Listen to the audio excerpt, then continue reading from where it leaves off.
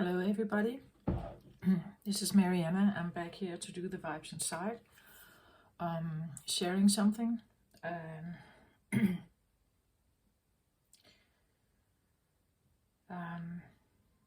We are in December now, so for all of you who are out caroling and preparing for Christmas and enjoying this time, Merry Christmas to you if you celebrate.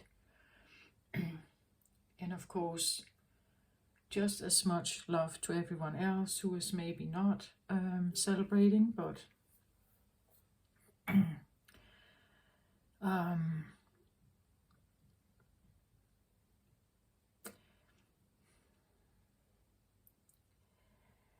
I'm occupied with a lot of other different thoughts.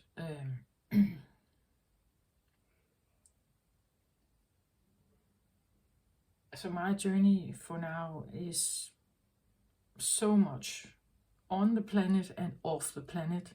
I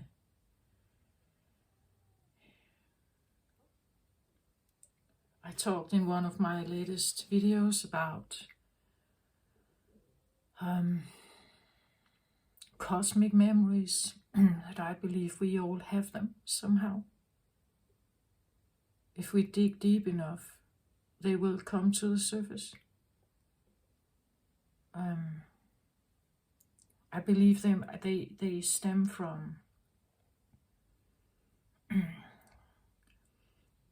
it's a consciousness that clings or links to atoms in our body.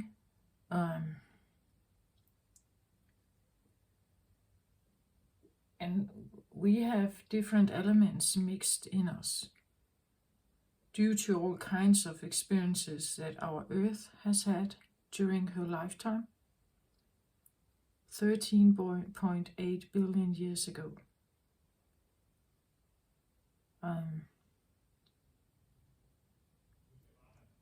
So I'm sharing a truth, and I know that for the human consciousness, this is not, well, my ego doesn't like it either, but I'm pumped with this information, and I'm sharing it anyway.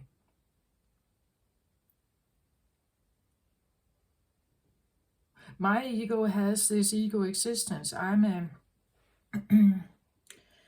That's what the ego does, right? It wants to create a certain aspect of importance. So the ego is a story, it's a fantasy, an imagination, it's a power that we all have to create a story around ourselves and makes ourselves significantly important, useful, lovable, and so on. But if we take the ego aside, and there we have a lot of them, right? We all have some of this. The ego is helpful because it protects us from what else is there. If the ego is not there and I take away my self-importance or my selfishness or my like a self-realization need, what's left then? If I don't have that identity, what's left then? So it protects us somehow to find meaning, to relate to other people, to find common ground, and so on.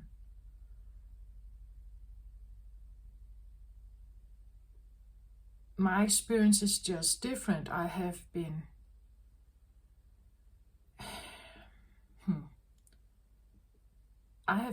able to not think about the ego for a while, to put it aside a little bit. And when I do that, it's like I see something entirely different. I see this giant universe of planets and universes and consciousness that shifts and turns and whatever it does, it's everywhere. And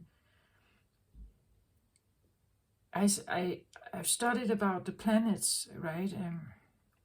Size, mass, density. Do they have gravity? Do they have air? Or do they have gas or any other kind of atmosphere? Is there life there to a certain extent? Is there no life? Or at least what we call life. Visible, physical life.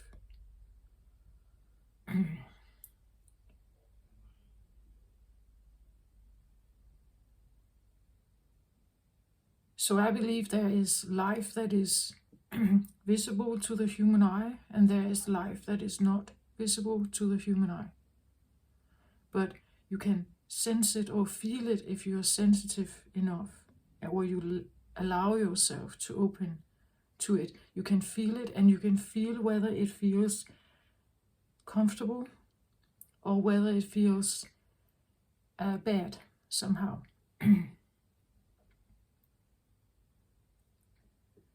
I believe this is normal. I believe this is everywhere in the universe. I believe it is a natural state of being in the cosmos.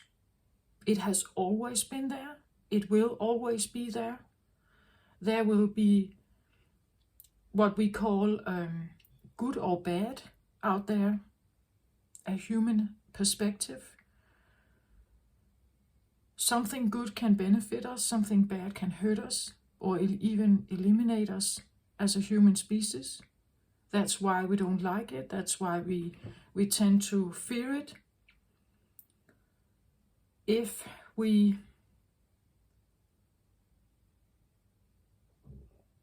look at the planets, all planets have gone through some kind of historical event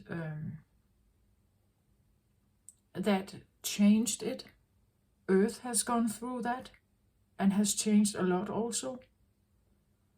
At one point there was no water on Earth. So where did it come from? It came from Jupiter.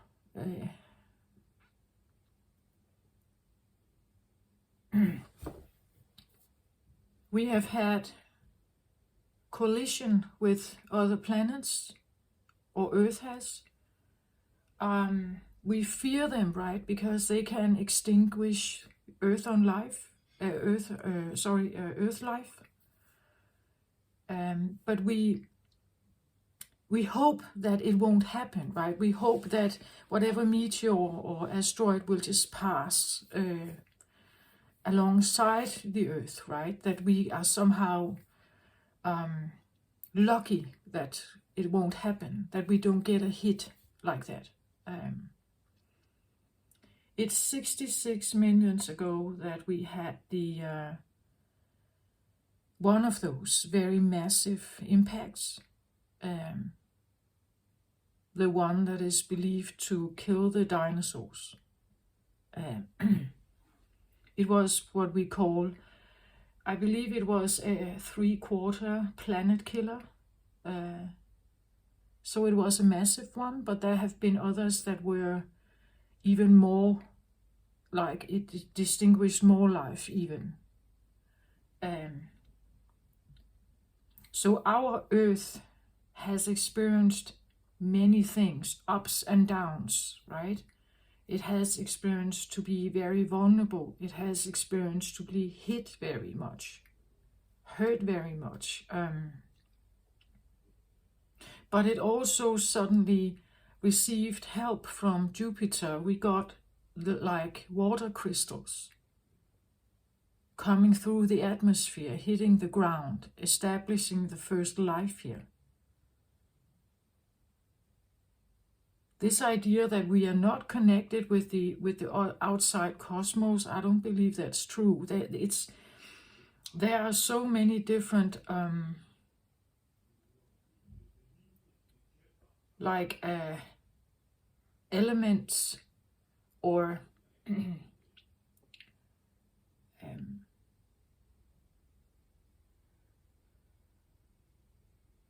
like in the meteor hit areas where there is a crater, you can typically find certain elements of matter that you can't find elsewhere on Earth. But now it's here, it's in that particular place. And that tells me that during this massive time period, 13.8 billion years, Earth has been mixed with different elements from the cosmic realm.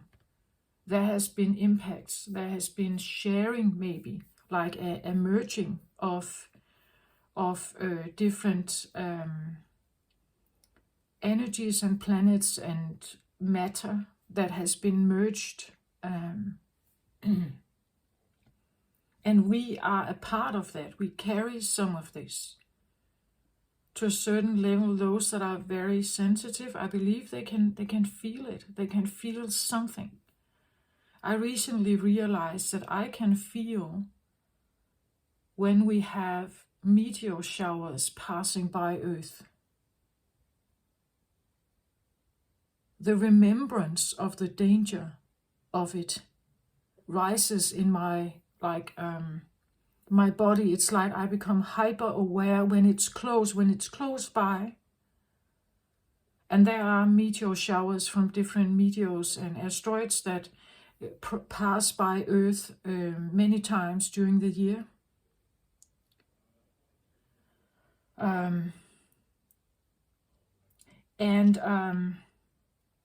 Especially during the Scorpio season, this becomes very heightened for me. It becomes very heightened, this potential threat of something.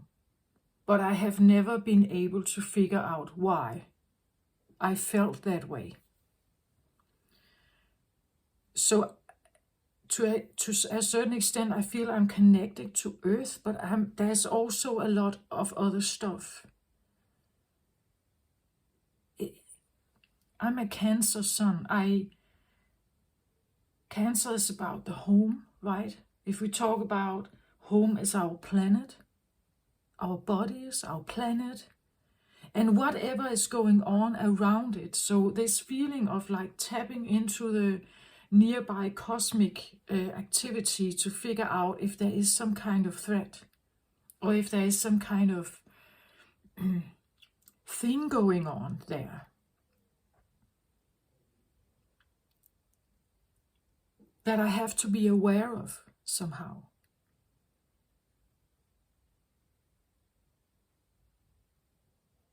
If I put my ego aside and I trust my guidance that I've received, that I am an atom, everything on Earth is an atom.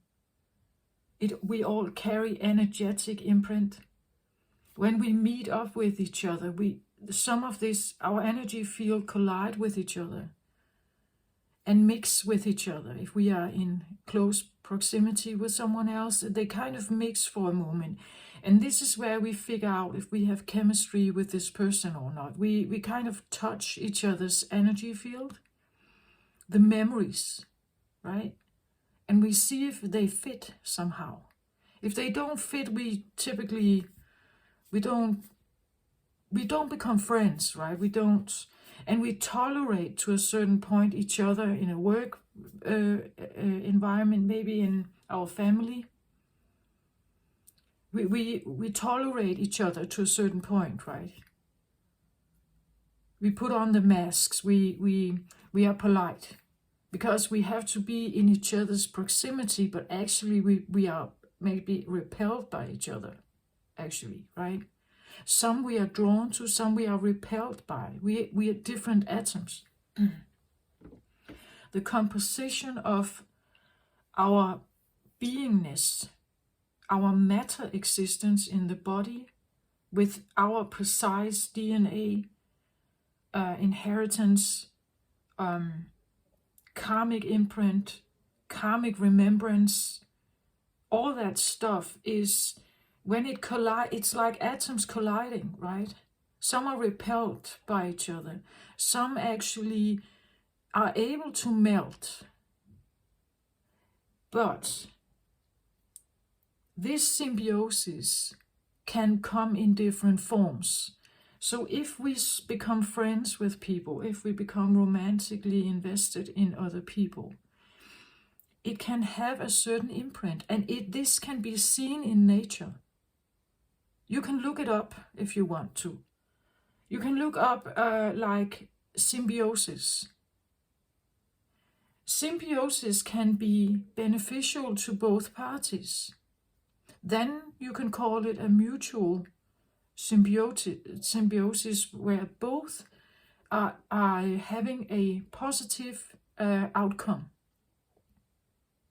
But you can have different kinds of symbiosis as well. You can have a symbiosis where when you come together, one is benefiting, one doesn't really, it's neither or.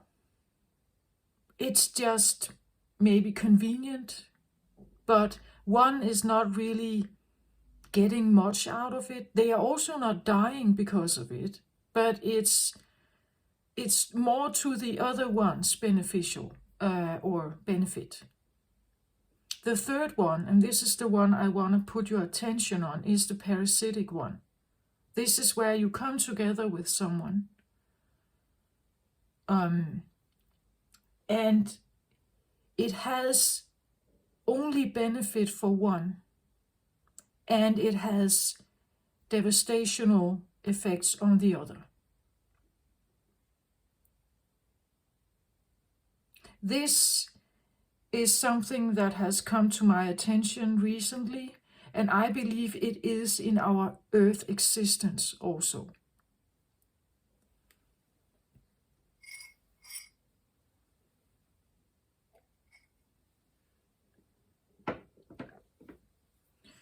When Earth was around 50-60 million years old, which was young, very young, it is believed that Earth collided with a almost similar sized planet that was in the same orbit around the Sun as the Earth was.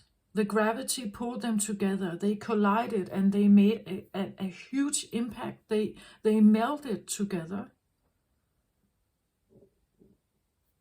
But they made a huge devastational impact on both elements here.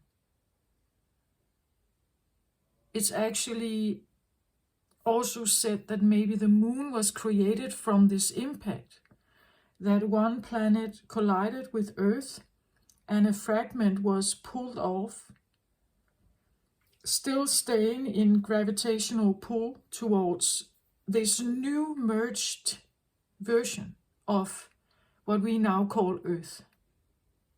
Earth is a collision of many things, but that one was one of them, and it was supposed to, with our current eyes on Earth, that would have been a planet killer. It would have distinguished all life, because they were almost equally big.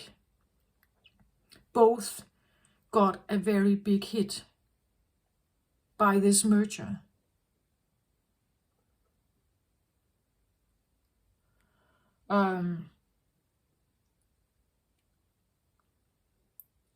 So if this is something that could actually be in our memory, if this could exist in our memory somehow, our cells,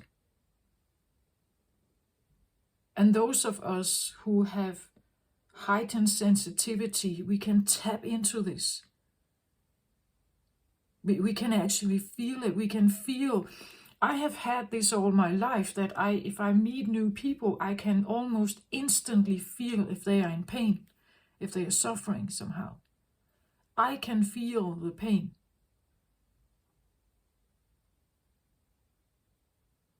A pain of losing. Again, if these were two separate, almost sister-like or twin-like planets, but with different composition.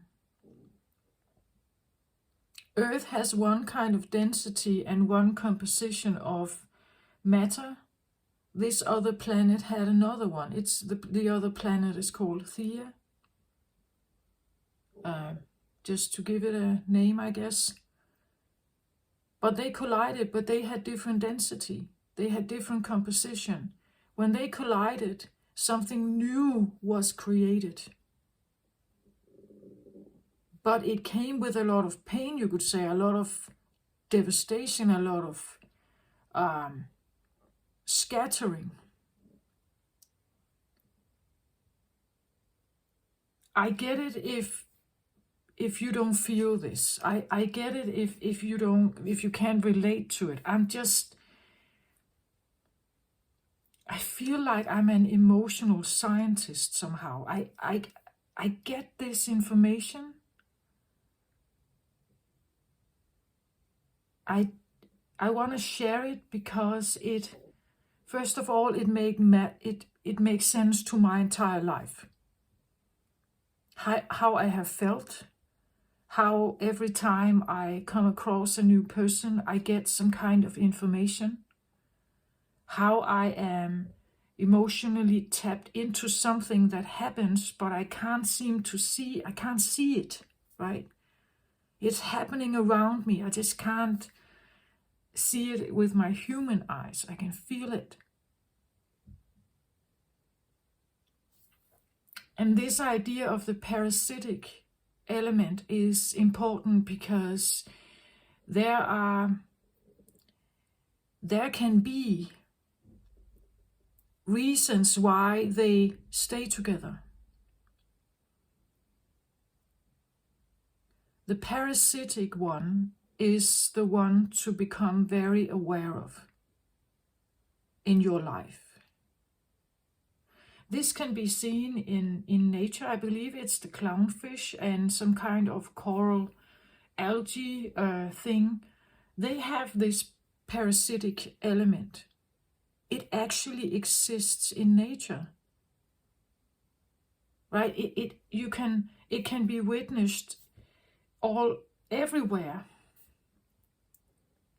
And again, I believe it's because you are such atom. Somehow you attract this to each other. You get attracted to each other somehow.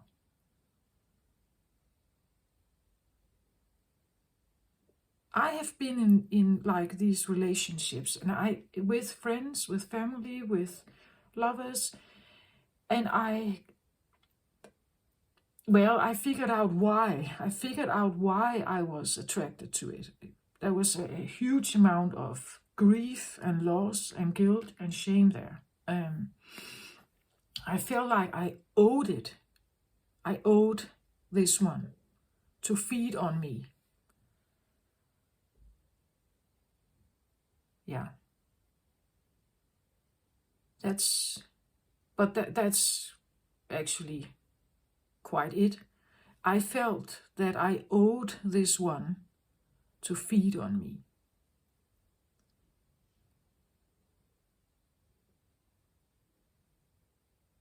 I'm not saying that's your story at all. I'm just saying that there can be some very deep psychological stuff going on if you are in parasitic relationships. One feels that they should be feeding off you, that you owe them something. And the other one feels guilty and must let someone feed off them. This is really toxic and very sick maybe, but I had to figure this out. I figured it out. Whether I'm able to change that, I don't know if I'm such atom and I can never change. I don't know that. But I have been woken up to a spiritual journey for a reason, I guess. So I think that possibly I can change it. By the way I think, by the boundaries I put up, by what I say, by expressing what I think, what I know. Maybe by trusting my signs, my emotional signs, or research, and trusting my gut, trusting my intuition on someone. If I tap into another person's energy field, I can feel the suffering. I know it's not mine, right? It's not my suffering. But I may have felt inclined to help them somehow, to offer my assistance. And this is where you have that pairing, right? It's almost, I have to do this, right? Almost like I owe it to be here for someone like that. And then you can get like bound to something that is not going to help you. It will be parasitic. One will feed off it as the parasite, and one will become weaker and weaker and weaker over time because they can't sustain both, right?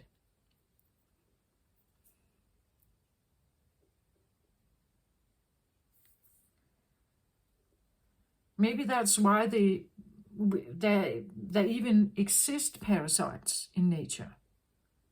That's an atom, right? They represent that specific frequency or energy. It's necessary to the other atom, right? I believe that a parasite and the host, you could say, they are unhappy when they are apart from each other. And maybe more happy when they are connected, or so it may seem, because now they found each other, right? They are each other's energetic match. But in this case, it has emotionally, at least for a human, it has very devastating effects. If this was a work contract, you may not like each other, right? But you know that this contractor can build your house, and you want the house, so you pay them something so that they build your house. You may not like them, but they do that. So you two you make a plan together. The house is built, and you can move in. Even though you don't like the contractor, right? Even you don't like their ways, or just their way of being, their way of conducting business maybe. You get your house. But if this is a romantic, close relationship to you, it can be draining every day. And I'm figuring out if I can somehow readjust myself as an atom. Can I figure out how to not get myself involved with that kind of a parasite energy?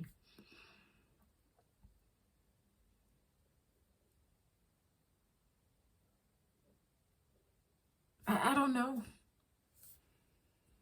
But it's just come to my attention that if we take the ego aside, our ego existence aside, and we witness ourselves as just atoms on this earth somehow,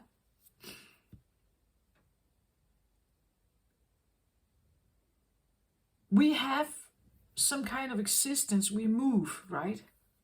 We move. Some move more than others. That's also part of the like cell existence.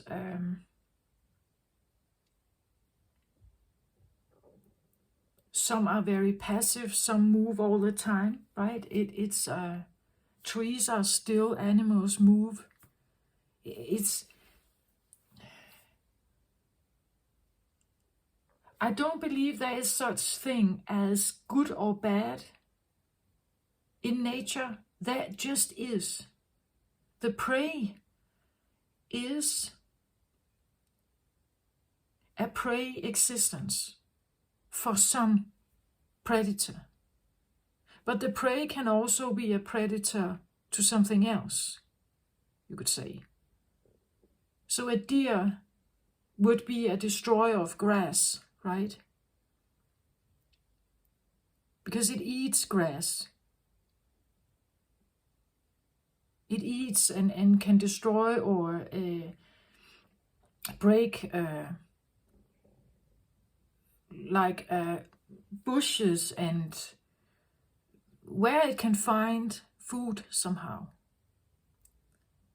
But the deer can also be a prey to a lion or something, right? It's like it can be both. We can be both.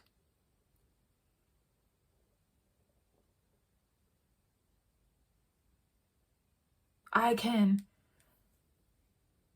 volunteer to help the homeless people, and then at the same time to get to the shelter, I sit in my car and I drive there and I send out pollution that can pollute the area that I drive through. Every time I consume something, it comes from somewhere.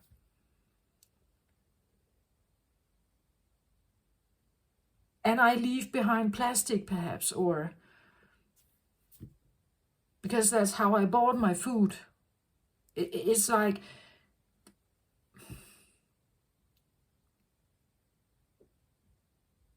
there is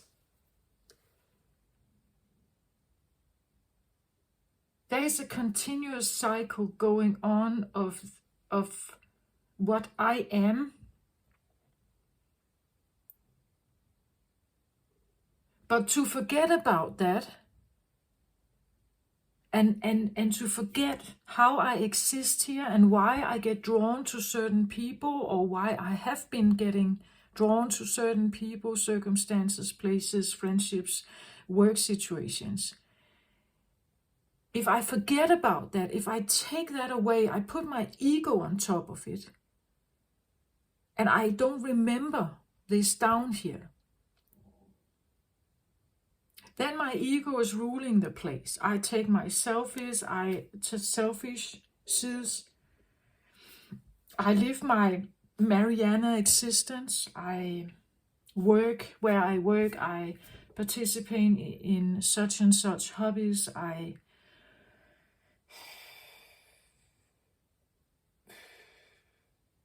It's just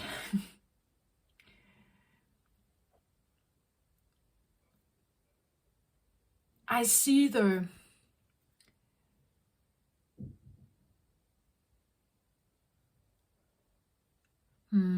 what can I call it? It's like that existence for me, my previous, my life up till now, or up till the last 5 years or so. It's like it feels so superficial. It feels so like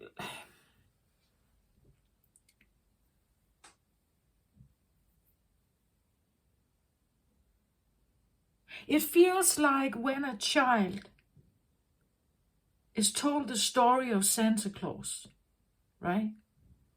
And I live in this existence believing in Santa Claus and the idea that you can write to him and he comes with these presents, and then at a certain point you wake up to a reality where this is just a story, right? It's just a story. Every ego existence is a story with a lot of memories, and all kinds of stuff has happened. But when you boil it down, it's just a story. A story of pain, a story of hurt, a story of lack, a story of success, a story of happiness, a story of joy, a story of abundance, or somewhere in between.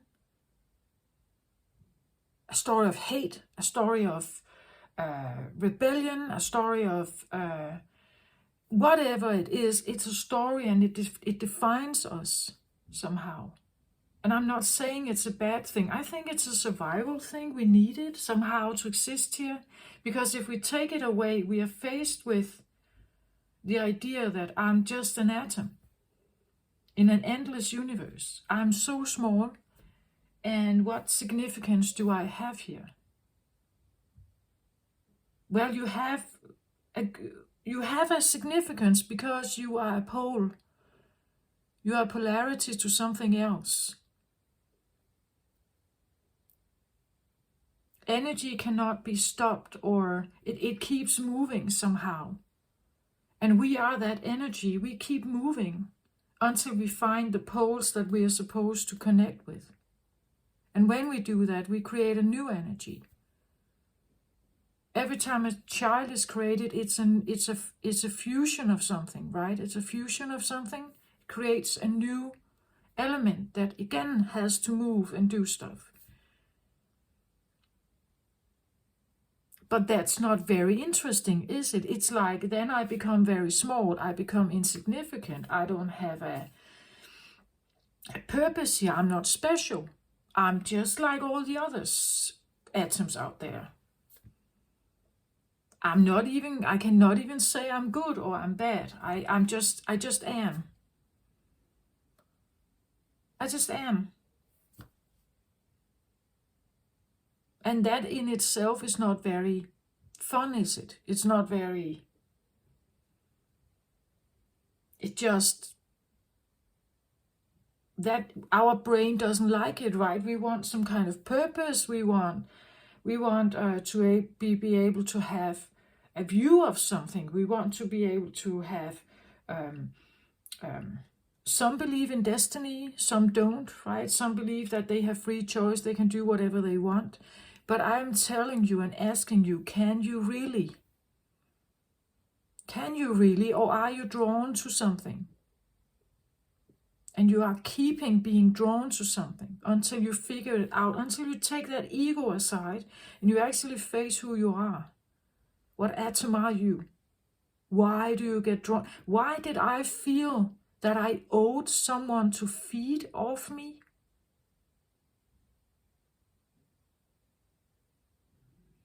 Yeah, I had to ask myself that. I owed something else life, right? I owed something else life, and the way it could live was to feed off me. But where did that feeling come from, this feeling of owing? That I had to surrender to this union somehow. Where does it come from? Right? And I'm just figuring out if I can change it. Because I know there are atoms out there that would like to come closer to me and feed off me. I know that now. I know they exist. They are in, well, my perimeter somehow, right? I know that now. I know that if I come together with them, it's because a part of them wants to feed off me, feed off something in me.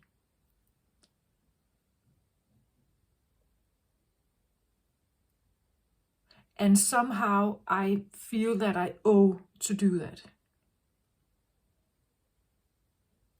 Right? So we have to become aware of what that is if you want to change your dynamic. Otherwise, I believe if you are not changing your dynamic, you stay the same atom. You will keep attracting to the same, maybe parasite here. Or maybe you're the parasite, right? Maybe you're the one that feels that you can cling to something here and take whatever that is.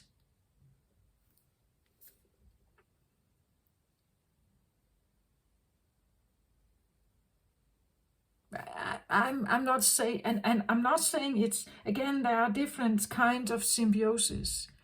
You figure out where you have been, maybe.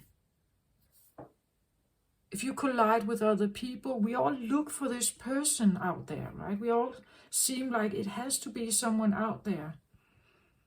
I have to find my other half. I have my other half, right? I have to find I'm not complete or whole without someone out there. They have to give me something that I feel like I don't have. And this is where we come together, and in that symbiosis, something starts. Some kind of energetic mix starts, or merger starts. Whether it's mutual, whether it's neutral, whether it's parasitic, you figure that out. But it is in nature, it exists. And I can't tell you, because it exists like that, I don't know if I can name it negative. It may seem like that, because one seems to be the host and one seems to be the parasite. The parasite can't live without the host. But if this host doesn't come with this parasite, it will find another parasite. That's the gene of it. That's how it's constructed. Do you get my point? It's how we are created. That's the cell memory construction. It's how I am constructed. I am like this. Whether I may have liked it or not, I am like this. With all the memories, with all the karmic lessons, with all the karmic memories, with my sensitivity, with everything, I pick it up. I pick up where the parasites are. I pick it up. It's almost like I'm prone to get out there and find them somehow. Unless I believe that I become aware of it.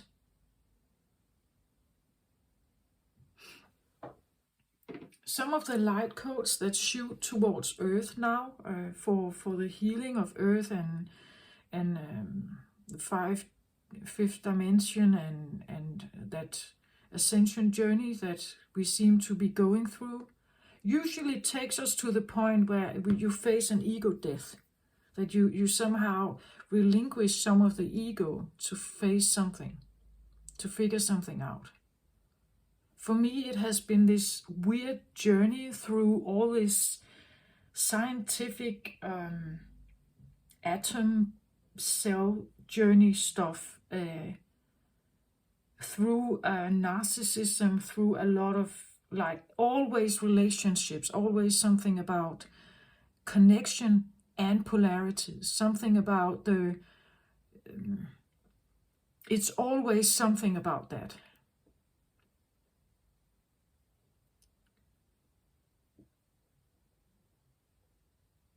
And if you listen to me, if you hear me talk, if you have been following me on my channel, you would know this. You would know that I have talked about,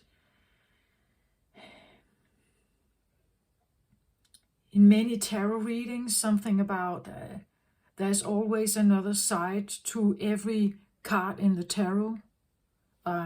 Usually, I've said that a lot also, that when I pick, for instance, I take one here. So I take the Eight of Swords here, for instance, right? Beautiful girl here, trapped somehow in her mind. It's blindfolded, couldn't see her way out, but actually the chains are not that tight around her hand. She can't get out of this. It's her mind that tells her that she can't. That there's always a like. And again, this card is very much a card of like of perception, of how you think, the narrative in your mind, the narrative in your brain here. Which story dominates your brain here? Because that's what it is. It is a story. You can change that story. I'm still figuring out my way out of some of this, but it's just, I've gotten to the point now where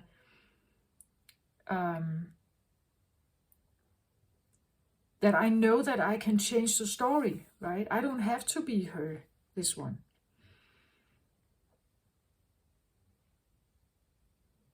Right? I don't have to be her. I can be someone else.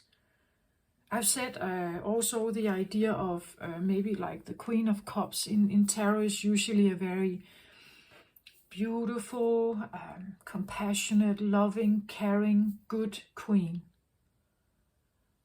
But what if you hurt her, right? What if you hurt a girl like that? Will she be able to be compassionate, loving, caring, giving, maybe open? Will she be able to be like that if you hurt her? Probably she will be a bit cautious, right? Maybe she will withdraw a little bit, or maybe a lot. That's a natural thing. We do that, right? If something happens, if we collide with something that somehow made a big impact, we may become cautious or afraid or something. We talk about this idea, I don't want to get my heart broken again. So we get afraid of actually just opening up and be very open to merge with something. We want maybe to merge, but we can't seem to do it, right? Because we are also blocking it somehow, or we want it to be more cautious.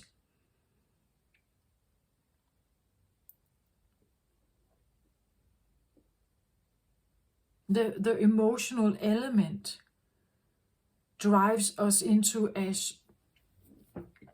a cautiousness when to merge with others. At least if you feel like your heart has been broken at some point. Like the emotional merger, the heart merger is more difficult if you have had your heart broken.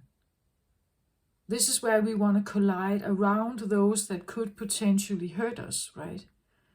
But as I've said that on my channel before, you don't necessarily get what you want, but what you feel you deserve on a deep emotional, psychological level, underneath the ego. The ego existence is just, well, it's like taking on a mask, or it's like wearing a certain element of clothes or shoes or whatever. It's a role you play. You play a role. You are an actor. And you have assigned yourself some kind of role. You grow up with it. You're told what your role is. You have this name. You are so and so old. You go to this school. These are your friends. You like football. You like whatever, blah, blah, blah, blah, blah.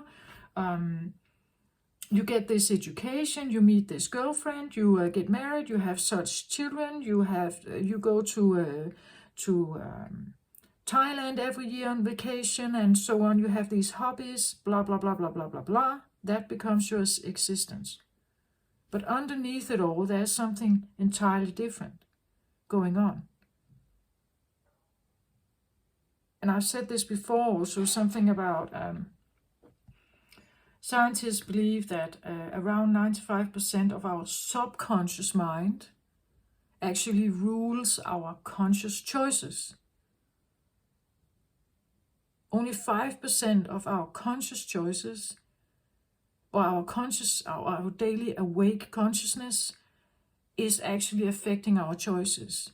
Most of it comes from a deep psychological level down under that, where all the demons are, all the traumas or everything that you haven't dealt with is down there.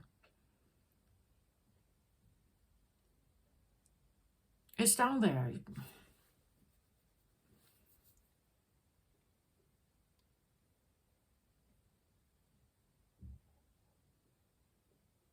And that's where I that's what I've figured out about myself, right?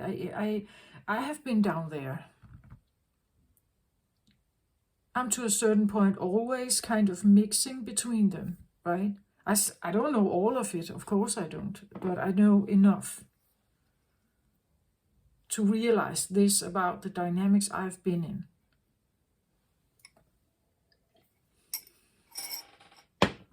I made another video about emotional currency exchange, but I didn't post it because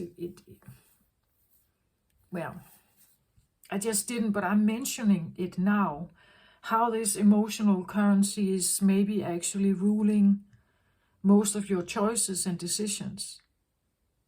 How shame and guilt and loss and grief can actually pull this off.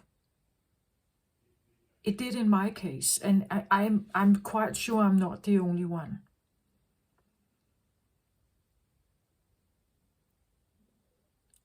So I'm pretty much aware what kind of dynamics that come towards me. If I can somehow sense that they are looking for something in particular,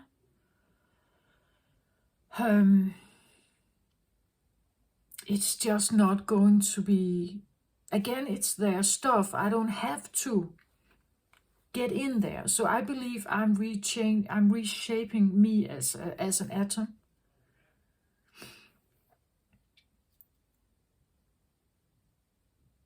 Otherwise, I will attract the same kind of, you could say, parasite, or I will end up in the same kind of, it will be the same people somehow.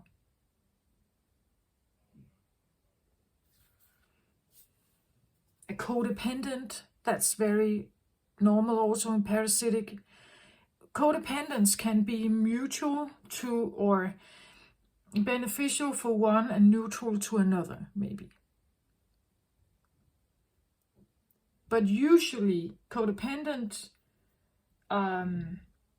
relationships are egoic. You are attracted to the ego from them, and they are attracted to yours. You have something, you do something that I like, or you look in a certain way that I like, so I go over there and we merge because we want this. It seems like we want the same thing. Maybe you have a lot of money, you're very successful, I'm very beautiful. So you want the beauty, the perfect body, whatever you want over here, and I give you money, right? So you have this merger somehow of energy, but it's what's driving it, what's driving that symbiosis is important to understand.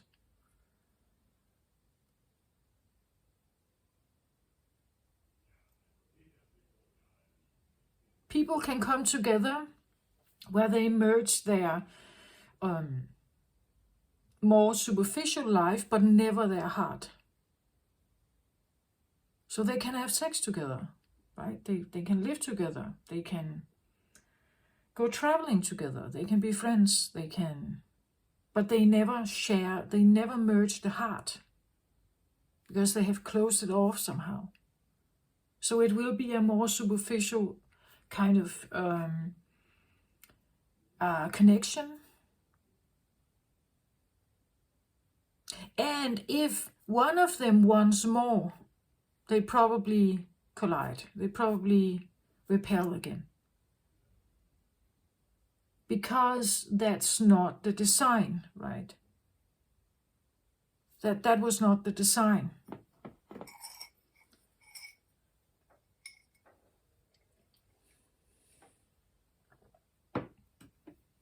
I don't know if you agree with me or if this even makes sense. Sometimes I really feel like I'm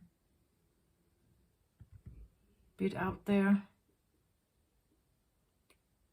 But, well, deep inside me, it all makes total sense. Right? It resonates deeply within me. I'm just sharing because If you feel like you're a scapegoat, or you have been in narcissistic relationships or any other kind of codependent, trauma-bonded relationship, maybe you need to do something about your ego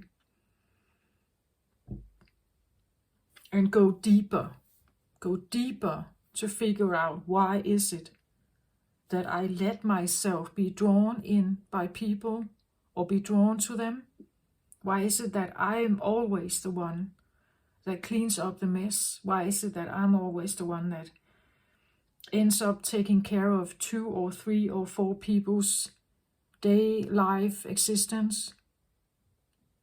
And it drains me, right? It drains, that's the energy. It drains the hell out of you. It drains life, it drains resources, everything.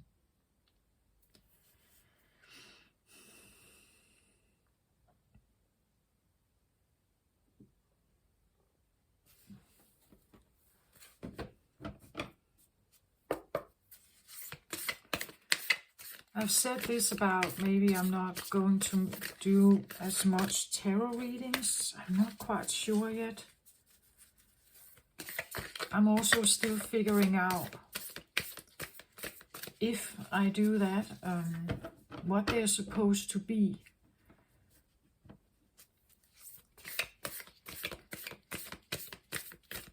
I think it's probably going to be something like, let's say the next zodiac sign would be Aries. Maybe tapping into some kind of Aries memory and how that may play out in your life. Like cell level Aries memory and how it may play out in your life. How it may show itself. And what to be aware of, right?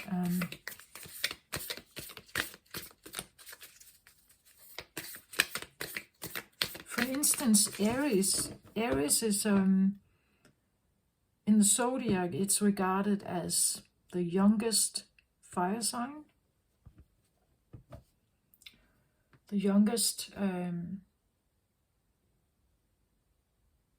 and sometimes it's regarded as bit like a child, right? It gets into form. It gets born. It gets a form. Like suddenly you are in the human baby form. An infant is highly dependent on receiving something, calling for it, crying for it, and receiving something. If something goes wrong here somehow, you probably have some kind of wounding here. Right? If you don't, let's say you don't get the right nurture, or you are not fed enough, or you've been starving as a child, maybe you were neglected, something happened to you, you had an accident or something. You probably have something going on there. I feel like it could be something like that, that I should tap into. And the further along you come on the zodiac wheel, the older you get, right? The older the existence, the consciousness becomes. Right? So it's something about, if that makes sense, maybe, I don't know. And it also would talk about maybe, and that it makes actually sense, fire sign as the first one, because when Earth was created 13.8 billion years ago, it was a burning planet. Earth was created, so it's said at least from scientists, from dust, swirling dust that seemed with the gravity to form a mass. But at that point it was a burning, like overheated burning mass construction. There was no life, there was no trees, no water, nothing there. It was a burning, purely burning experience. And we have Aries as the first sign, right? So,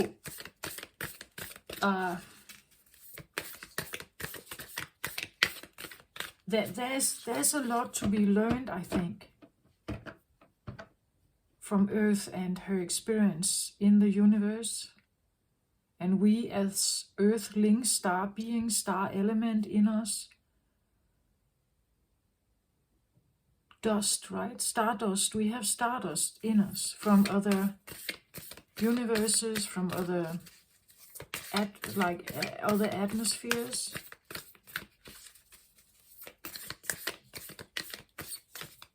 I also believe that when you grow a light body, when you are going through your spiritual awakening, like a light body on Earth can be, I think, a strange experience, because the gravity of Earth is still dense and still heavy. So having a light body could actually feel like it's heavy to walk here, like there's a heaviness on your body, right? The third dimension is still here.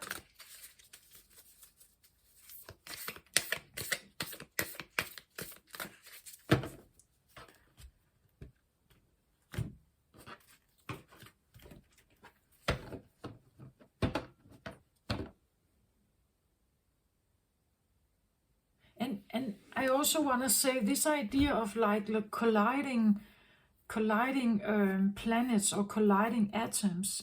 This is a naturally always moving energy. This happens every second in different universes all around us. The colliding of something, the merger, the exchange, also the repellent, I believe, is also there. Like it's a naturally experienced thing. All planets has at some point collided with something. There are craters on the moon, there are craters on Mars, on Venus, on Jupiter. All have somehow been hit or merged with something else.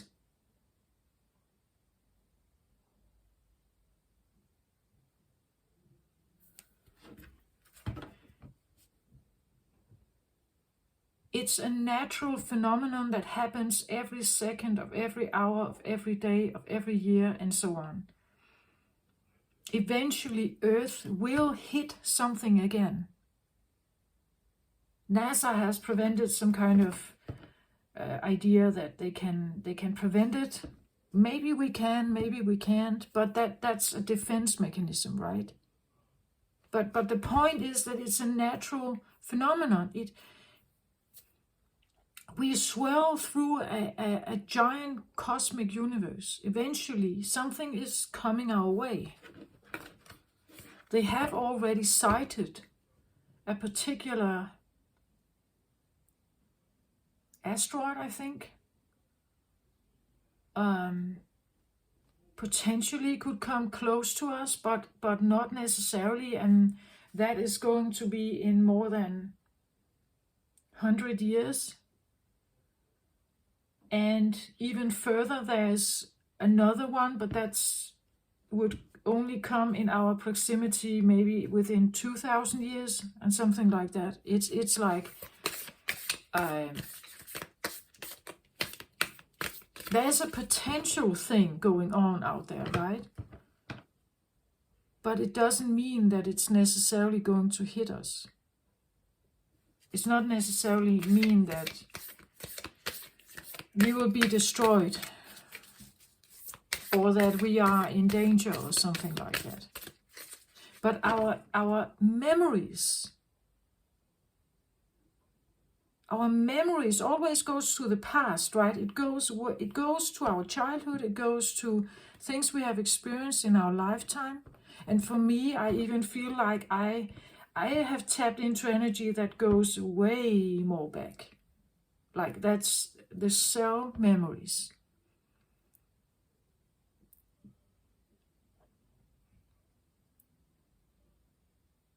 It's a story. Earth tells a story. It's almost like Earth has her own egoic memory. She has her own story.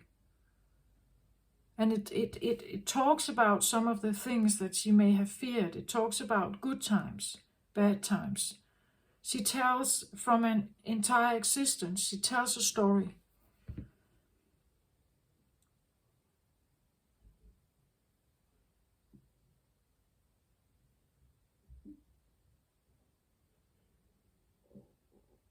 It's almost like listening to a grandmother, right? And she tells a story of her childhood and everything she has experienced, that kind of feeling, that being told a story. But again, if that's a story that goes to the past, it's her memory, right? It's what she has learned up till now. It's what she knows until now.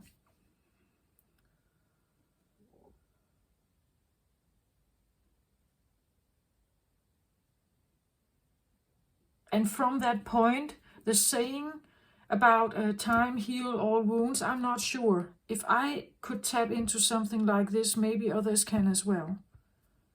And we all have this in our our emotional memory. If we come across something that reminds us just slightly about something dangerous, you can do two things. You can shy away from it. You can assess it and think, can I somehow overcome it? Is it possible to overcome it somehow? If I can overcome it, maybe this is no longer a threat to me. And maybe that's what Earth is actually asking of all of us, that we somehow have to overcome the pain that she and we have experienced, that there are things that needs to be overcome.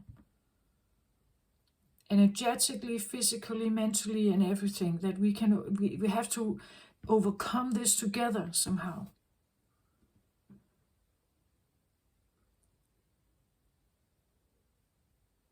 To be able to raise the vibration, to open our hearts again, to become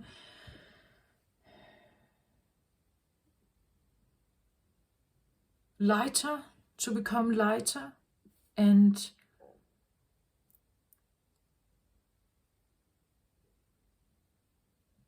not cling to the past, you would say.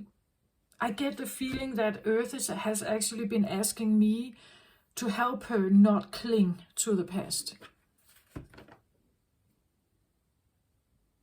Because the problem is that if you cling to the past and this becomes your story, your overall alarm clocks every day when you wake up, you manifest it again. You keep manifesting it again and again and again and again. Especially if it's subconscious. Then you have no idea about it. You keep manifesting it again and again and again and again and again. Because it's there.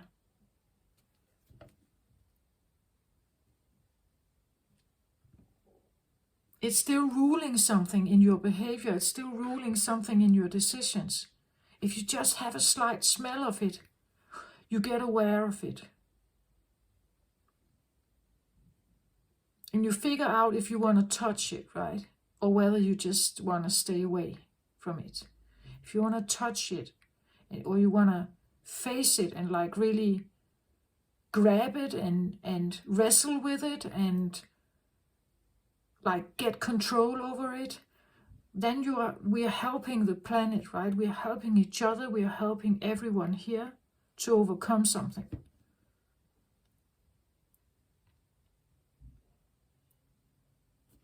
So little things in your life, little things in my life, or big things in my life, everything matters.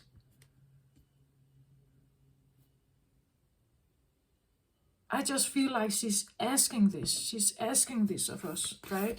She's asking us to participate and go deep in and figure out what is it, what kind of memory is it that we need to release, what kind of memory is it that we need to overcome.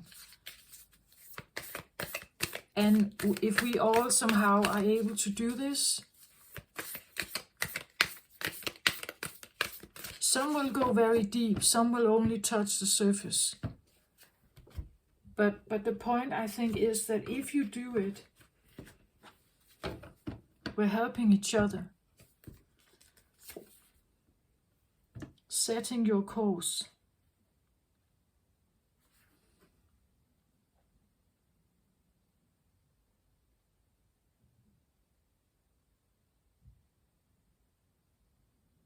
So this is a sailor, right? He captain on a ship.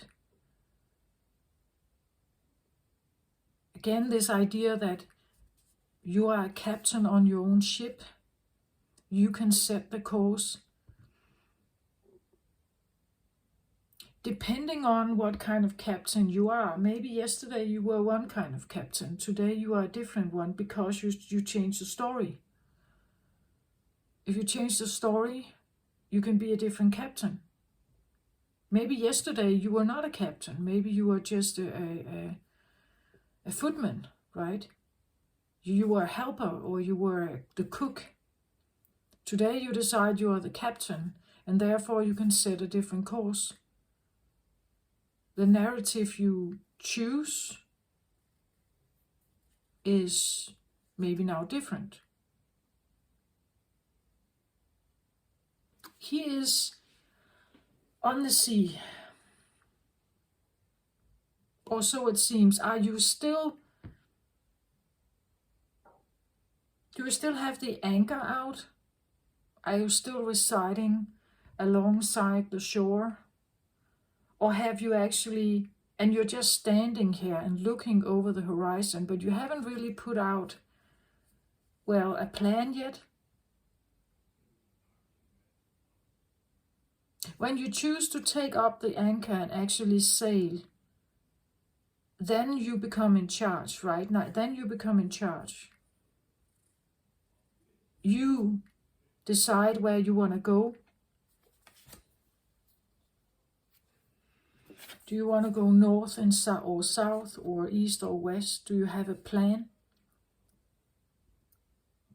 It seems like he's looking for something here. Maybe you're looking for something.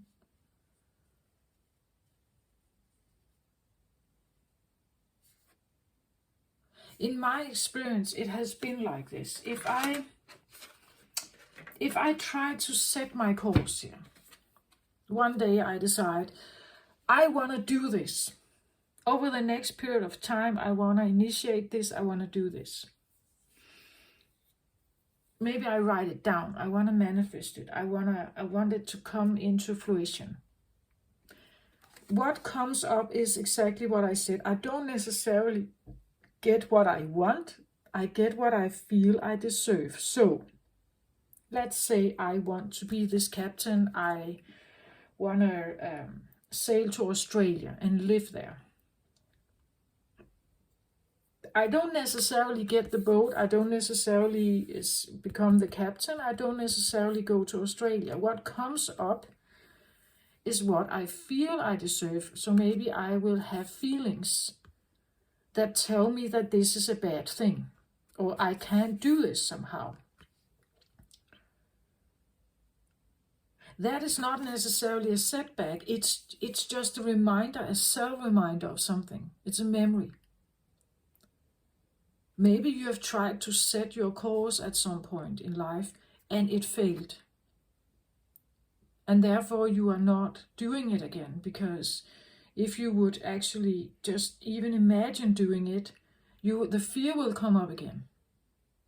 The fear is just a reminder that this is something that you potentially could overcome. That you have been here before, and every time you set your course, you have the opportunity to overcome any fear that may come up. But sometimes that's not how we feel, right? We feel that when the fear comes up, it stops us. we procrastinate, we stop the journey. We listen to the voice, right? We listen to the protective voice that tells us, yeah, the memory. We listen to the memory.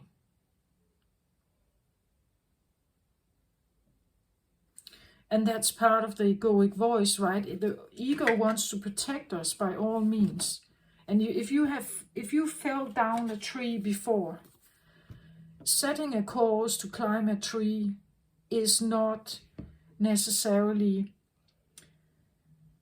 a good thing if you still fear to fall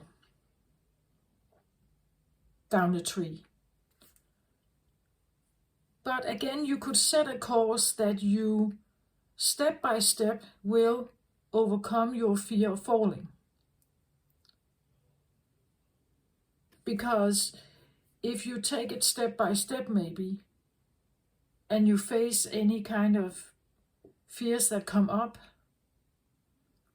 and you make sure that you have checked all your security measures are intact, that you have done everything you could, you can still proceed maybe. Right? And maybe you could actually succeed, right? You will get to the top of the tree and back down on ground again without being hurt or anything, if you take it step by step. So setting the course, maybe you need to do it step by step, and you have to feel what comes up, what arises to the surface, what memory is coming and asking you to stop immediately, right?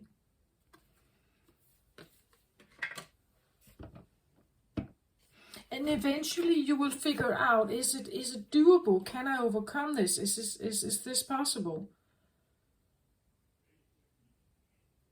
Or in my case, as I said with the parasite connection there, is it even possible to make a parasite not a parasite? I don't know. That's up to the parasite, isn't it? To evolve or become something else. But I, as the host, I could change something within me. Maybe I still feel the pull here, right? Maybe I still feel the pull towards something, but if I know this is a parasite, I see all the red flags. I recognize this as a parasite. I don't necessarily have to go there.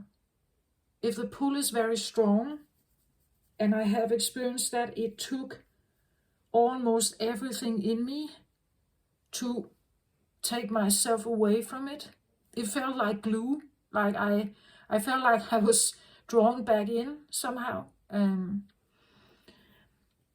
So severing this only comes when you become stronger here. I can still be in the perimeter of someone like this and know it. I can feel it, the pull of it. But if I want to be safe, I have to pull myself away from it. So if I want to live as a species, if I want to continue my life and have enough energy, enough resources and everything, I have to pull away from it.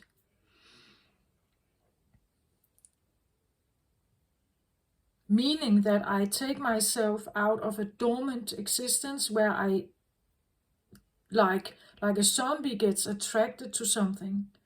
I become an intelligent, you would say, or awakened cell. I become a conscious cell as opposed to a sleeping cell or a dormant cell. I want to choose now, instead of just randomly blindfolded, as we showed it here with the card before, right? I don't want to be just blindfoldedly be drawn to something that then becomes a parasitic prison for me, right? I take the blindfold off and I decide this is not going to be me, for instance, right? I don't want to go there. So I change something about the dynamic. But it has been difficult for me to do that.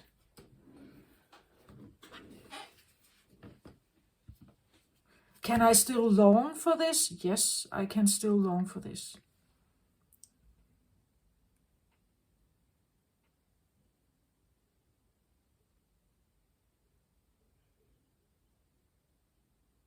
I would maybe potentially hope that the parasite element could change, that there's something that could change. So this could be more mutual maybe, right? But I don't know if that's possible. So I concentrate on my own, right? I can't do anything about what's out there. Not really up to me and not really my thing. I have just recognized it now. I've recognized the red flags, or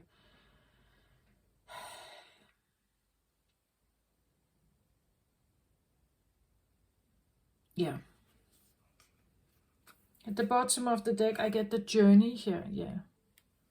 So that makes sense. A journey could talk about the spiritual awakening journey. This is the journey of life, the journey of maybe even the life of Earth, right? Journey, Earth existence journey. Everything we have gone through, everything we have experienced, everything we have written down in our Akashic record, everything you remember in your brain, consciously and unconsciously. Everything that is a cell memory is a journey here. Something, you experience something here. You experience something.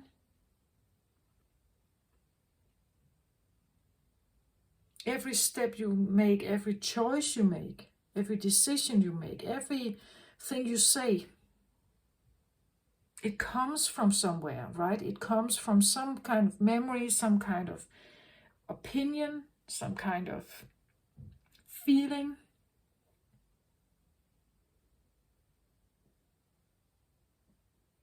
And this tells you what kind of course to set, right?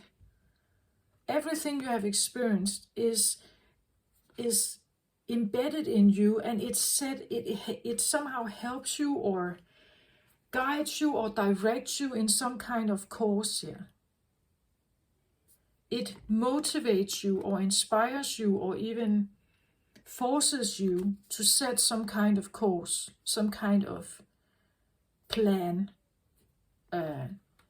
Whether it's a good plan, positive or negatively influenced, whether the foundation of this is positive or negative of your existence, I can't say that, right? I'm just saying that every existing cell wants to survive somehow. It wants to survive any kind of threat. So it will do whatever it can to somehow survive. Find a new environment, find a new source of supply, find a new friend group, new ways of existence, new way of... If you feel threatened enough, you will do something about it.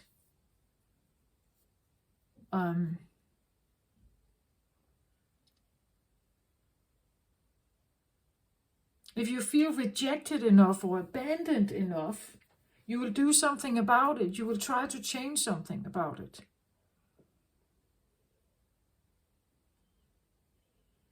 Everything that you experience is potentially setting your course here. The memory of this is what sets your course. It motivates you, inspires you, forces you, binds you maybe to set some kind of course here.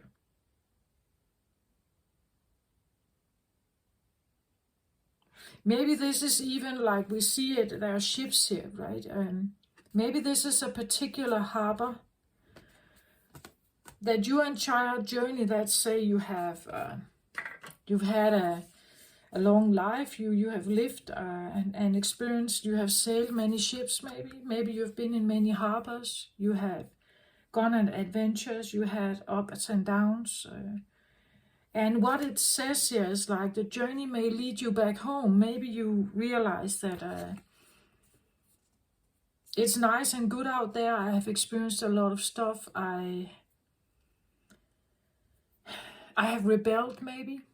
I've cried out. I have been good. I've been bad. I've been doing whatever I could. And now I just feel like setting the course for home, maybe. Or you have figured out what is your home. The journey of life, maybe it has shown you where is your harbor. What is your home harbor here? What does that look like? Or what would you like it to look like? Maybe you remember something here on a cell level. Maybe something, you're drawn to something here. Right? It calls you, or it's asking you to somehow maybe sail home. Or the journey here of what you may have experienced may also have really, maybe it has been a restricted one. Maybe, let's say, the journey you've had here. Maybe the journey you've had was more like this, right? That you were mostly at the same harbor. You couldn't leave for some reason. Every time you wanted to take a journey, you felt that something bound you, or it tied you up. You're restricted to go on adventure or something. Maybe your journey was very still. It was a stalemate or procrastinating energy. It couldn't really move.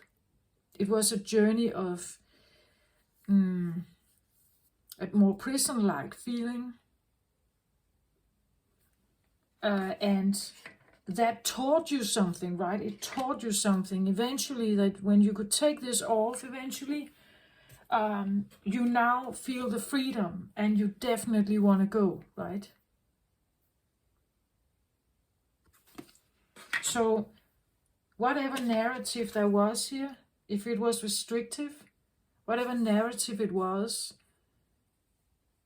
it now seems like whatever you learned from it, it may have now given you the opportunity to set the course. You can do that, right? You can do it. Not necessarily, it depends on who's the captain here. Are you the captain, or is someone else the captain? If you're the captain of your own life, of your own ship, you are no longer in a grip, right? You're no longer in a grip, someone's grip here. You can move wherever you want. And if you are in someone's grip, if you are in someone's grip here, why are you in that grip?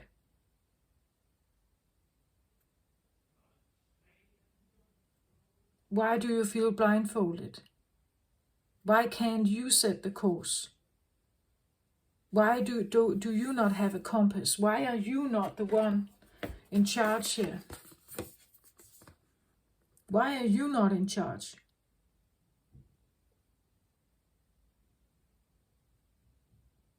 Right? Why are you not?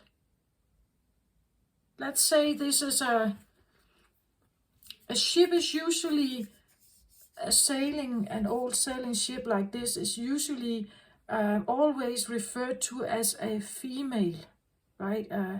The ship is a she.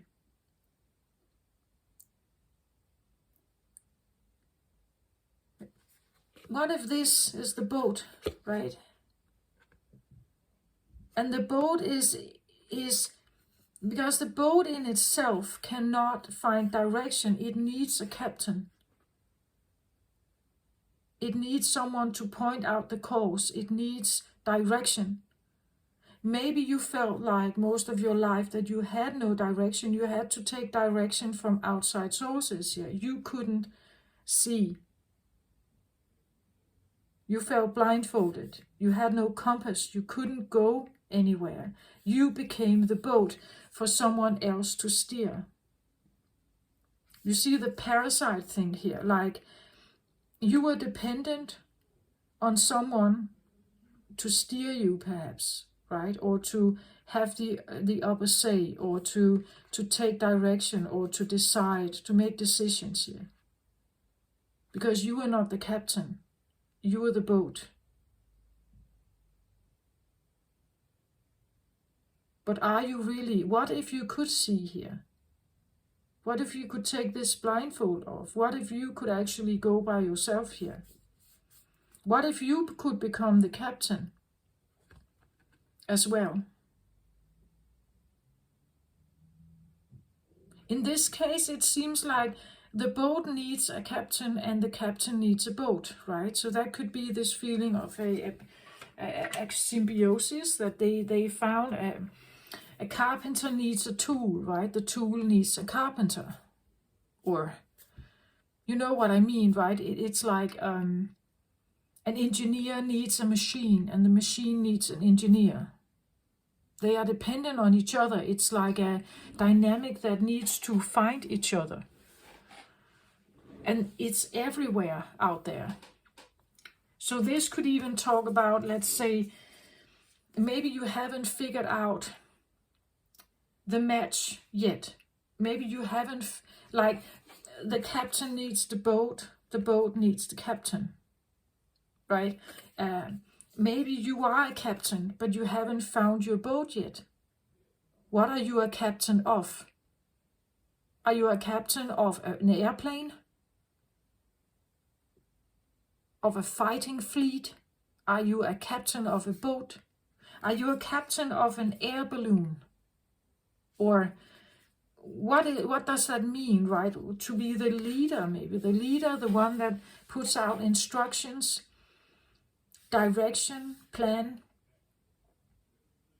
Maybe you have been codependent on someone who did this, and you became the tool, you became the vessel, the host, or do you get my point? It's like something has to come together, and whether that symbiosis is always good or bad, I will not be the judge of that. I just know that in my case, it was not necessarily beneficial for me, right? For my survival, for my benefit, for me thriving, it was not. Maybe for the other, it was. But for me, it was not. To a certain point, I just felt like this.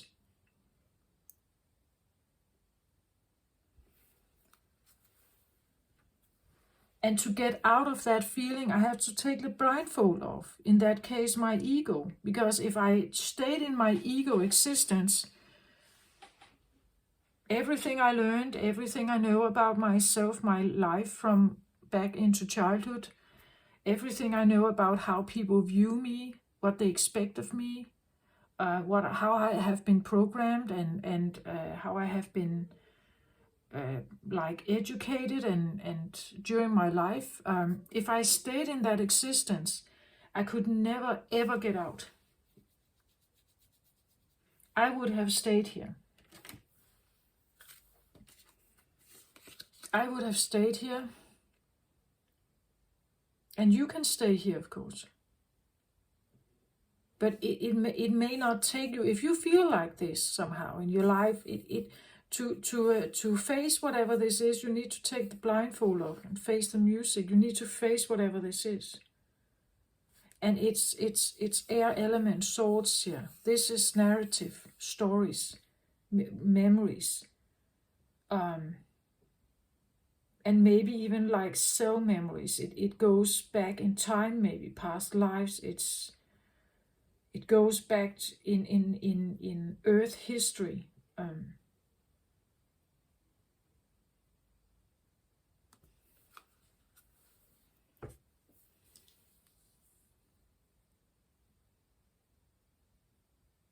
Yeah.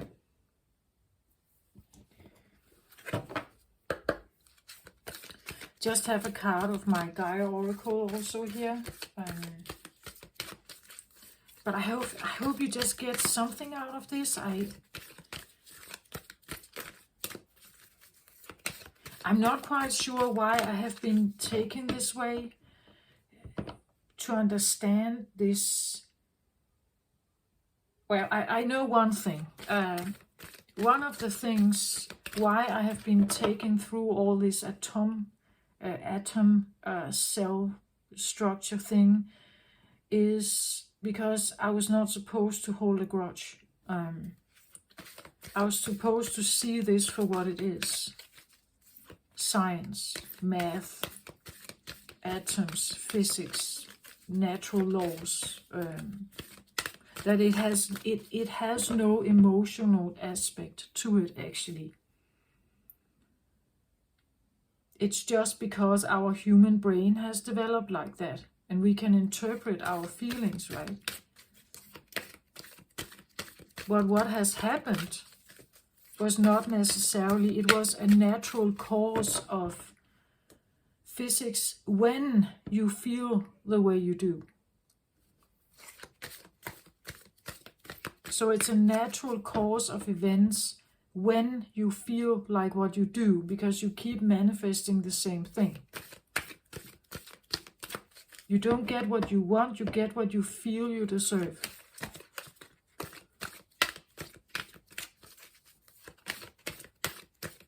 We all want something. It doesn't mean that we get it. But if you can somehow change the way you feel, what you feel you deserve, you can actually deserve what it is you want.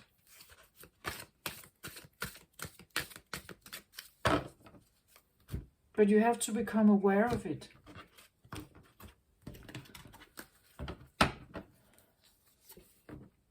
Yin-yang balance makes sense, right? This is again the conscious, subconscious connection. It's the ego, the self, and the shadow. It's the balance of masculine and feminine energy on earth plane as well. It's a creating harmony through balance, it says here on this card.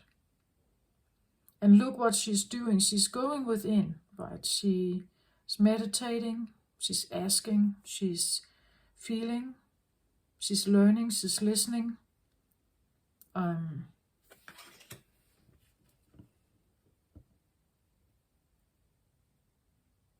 Listening to the information.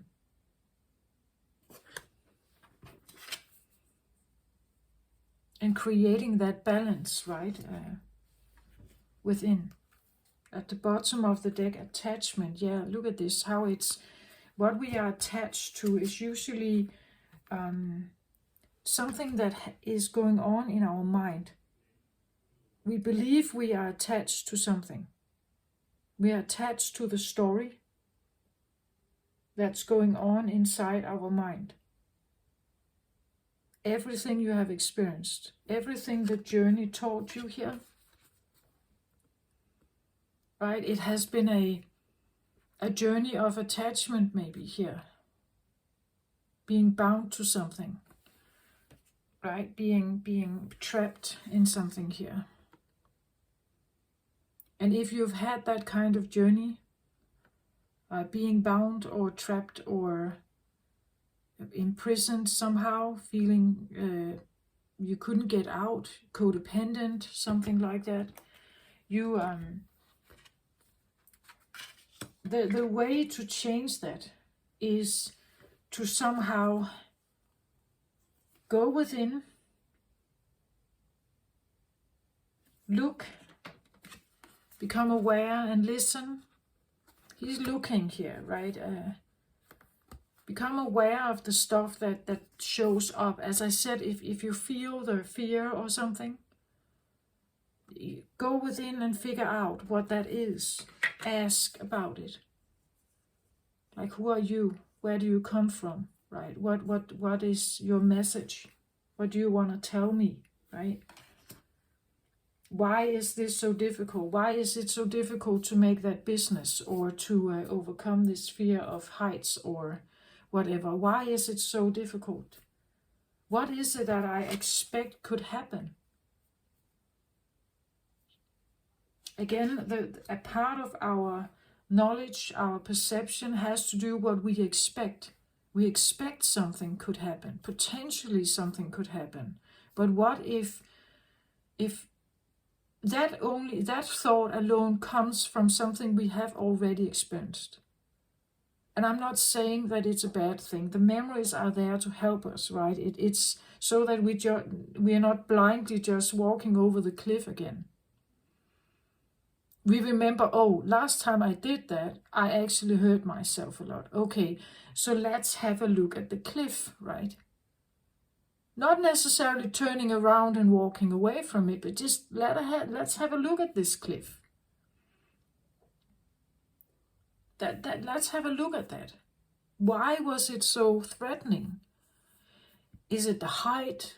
Is it possible? Maybe it was too big of a jump, right? Maybe I can find somewhere where the cliff edges are closer and I can make the jump, right? So maybe just have a look at that. Have a look at the abyss. Have a look at the problem. Have a look at the darkness. What was it? What happened, right? Take a deeper look. Look closer. Look closer here. What was it? So if you set your course to overcome something, you may need to look closer. You may need to ask yourself here.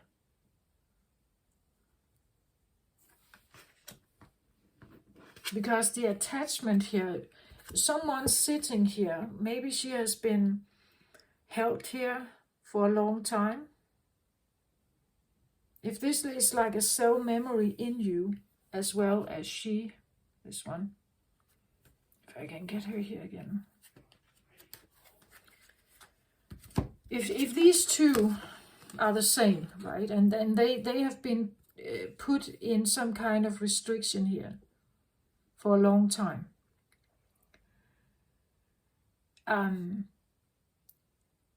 How is it to sit here?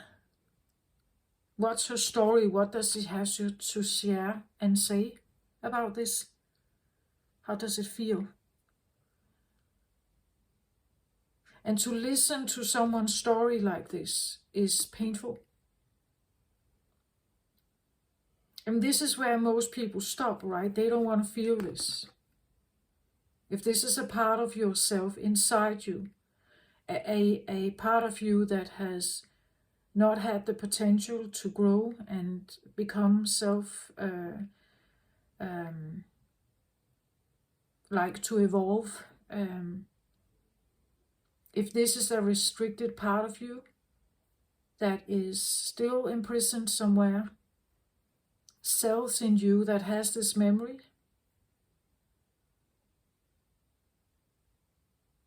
this can be a feeling of, for some, this could be a feeling of living underground,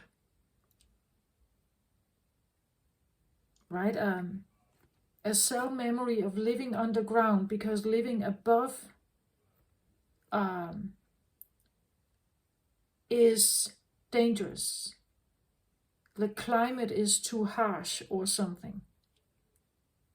It could be such a memory, right? It could be a memory of being restricted to dark rounds here, dark underground caves or something. Because you have a cell memory of being in such a space for a long time, not being able to see the sun, not being able to have fresh air. Maybe you have something about that. Maybe you need fresh air every day. The feeling of breathing freely.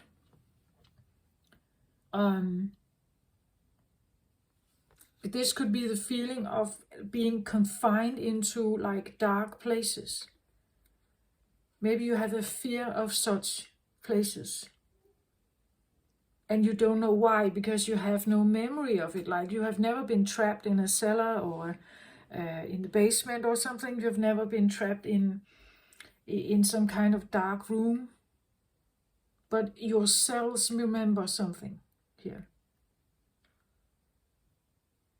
I know it seems a bit out there maybe, but I literally have had this experience, like facing something, not necessarily this idea about being underground. That was not my story. It's an example, right? But the point is that you are confined somehow.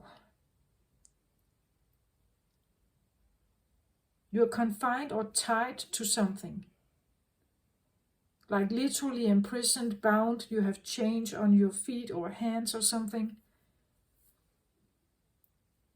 And that could be a memory, a feeling of a memory, mentally, emotionally, physically in your current life, relating to maybe a feeling of a past life, but it could simply also be like a cell memory of something here.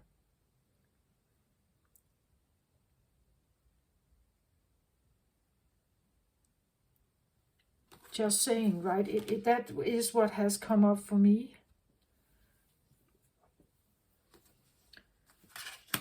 And the only way to somehow figure out what that is to like talk to it, right? Talk to it somehow. Talk to it. Listen.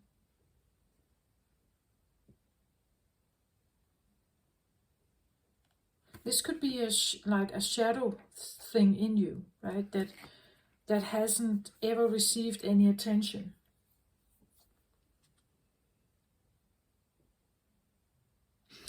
But even though you have not been aware of it, maybe she has been with you all along here, and she has influenced your choices, this one.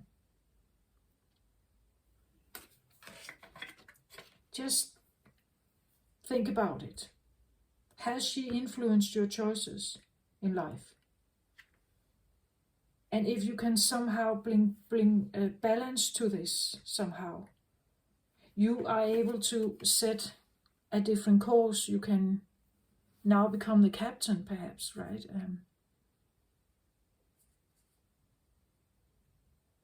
You can take control over your life again, right? Because you are not sitting. This one is not sitting there anymore. It could be the feeling also that, let's say if this is, I said something about the boat, right? That let's say this is the boat. And the boat has always been confined, meaning that maybe you were taught as a child, water is dangerous. Maybe you never learned how to swim, right? Maybe you never navigated in the water. But you actually have a big inner impulse to sail the ships, to become this captain. The longing for the water, for the adventure out there. But because you had a journey where your family didn't sail, you never went to the beach, right? You never had an actual encounter with sailing. You stayed away from it. You didn't trust it. You were told it was dangerous. A life on a ship, a life on a ship is an unsafe work environment, or it's an unsafe occupation. That's not a life for you. You are not equipped to such a life. You are not that kind of person. Maybe you stayed away from it, right? It's maybe you stayed away from it because something was binding you. It could be something like, but you can go and be a sailor, then you leave me, right? We need you at home. We need you to take care of the family. We need you to, there are responsibilities here. You can't go sailing. So you're longing for the water. The only thing you had was standing here at shore and looking at it. You never got to sail, right? You never got to go out there. But getting to know this, what this means, you will be able to have the balance, and maybe you actually dare to get the swim lessons, and you decide, I do want to do this.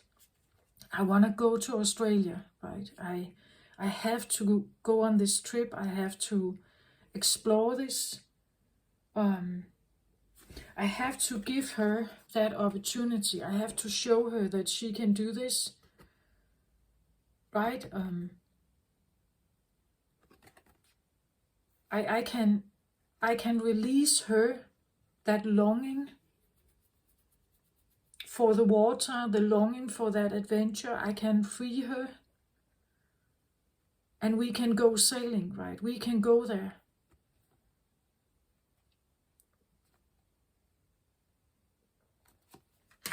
Take it how it resonates. It can be a person in your life, right? Who may come to your rescue and says, I know you've always wanted this. Please be my associate. Please be my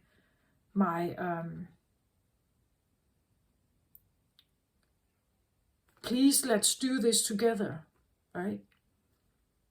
I know how to sail. I know everything about sailing. I know the waters. I know how to navigate. I know everything. But I want you to be around. I want you to be with me. It's not going to be the same if you're not there.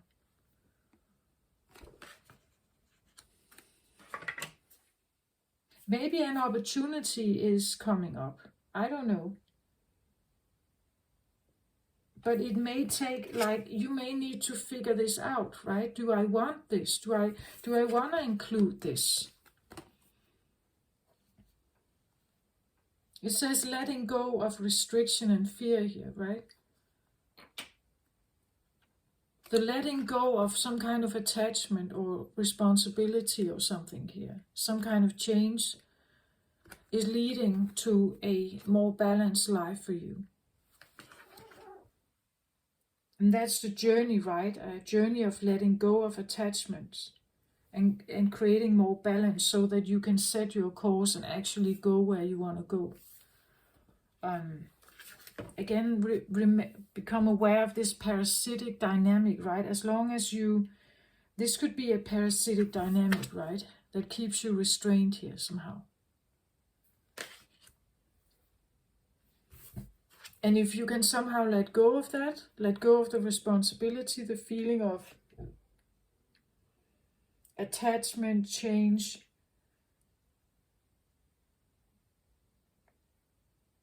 otherwise you just keep repeating it. You can find a new person, but if she is still there in your subconscious here, if this one is still there, you will keep attracting the same stuff.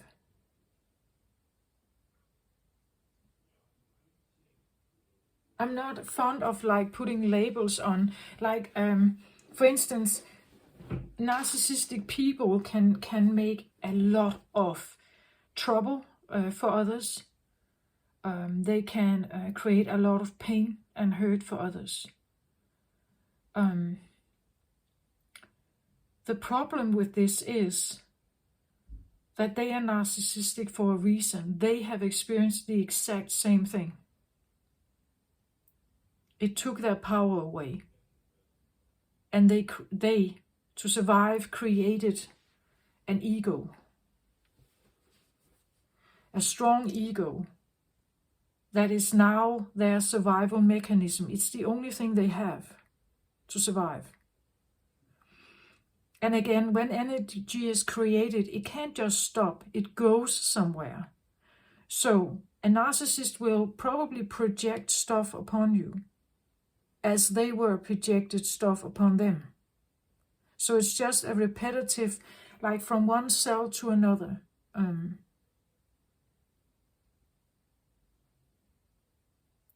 Right? So if a boss is yelling at you at work, you come home and feel frustrated because you were yelled at. Maybe you yell at your wife or your children. So the energy just moves. It goes from one way to another.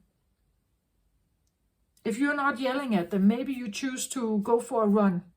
But the energy still has to move. It just moves through your body now in a different way.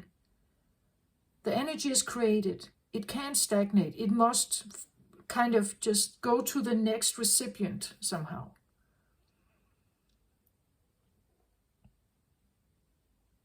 So when you talk, your words needs a recipient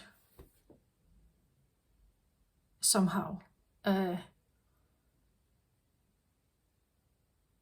that's annoying, right? If we have a conversation with someone and we can feel that they are not engaging, that they are closing down, they show us like disinterest, we get a bit like frustrated, right? It's like we can't get our stuff to move somehow. We can even be annoyed. We can become like angry. Because we want it to move somehow, or we want something to be exchanged, and it can't kind of go anywhere.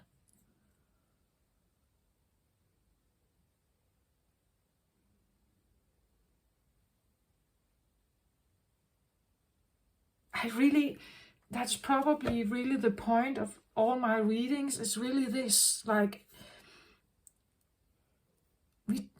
we have to wake up, right? Take the blindfold off. We are not just a ego existence here on earth. We're actually part of a very big play, a very big cosmic dynamic physics play. You are an atom. You have certain qualities that attract something else to you. It can be beneficial. It can be beautiful. Or it could be really devastating or destructive to either of you. And we just have to become aware of this. Especially if you feel like you're the one who's drained, used, or whatever it feels like. If you have this scapegoat dynamic going on, you have to figure out why. Why you are also allowing it. Why are you allowing it? Because I had no choice, you may say. I had no choice. Why did you not have any choice? You just keep asking the questions here. And you sit with it, right? You sit with it. And it may be painful, right? To me, it has been painful, very painful. But I also figured something out. I figured out a lot of stuff.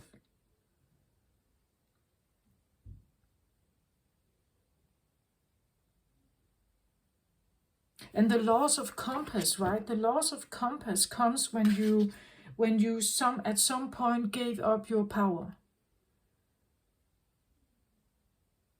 And someone else's direction became more important. And you became just a ship who followed along, tagged along, right? You became the instrument through which they could pursue their goals, their happiness, their joy, whatever. You just became a tool somehow. And this is what I just want us to be aware of, that. Am I a tool? Am I a battery? Am I a source of life? And if I want to change that, I have to do something about it. Because the people that I seem to attract, they stay the same. This one, if he's a captain, why should he give up that captain status? He's in charge, he's in control, he makes the plan, he goes where he wants to go. He's not asking the ship, right? The ship will react to the weather.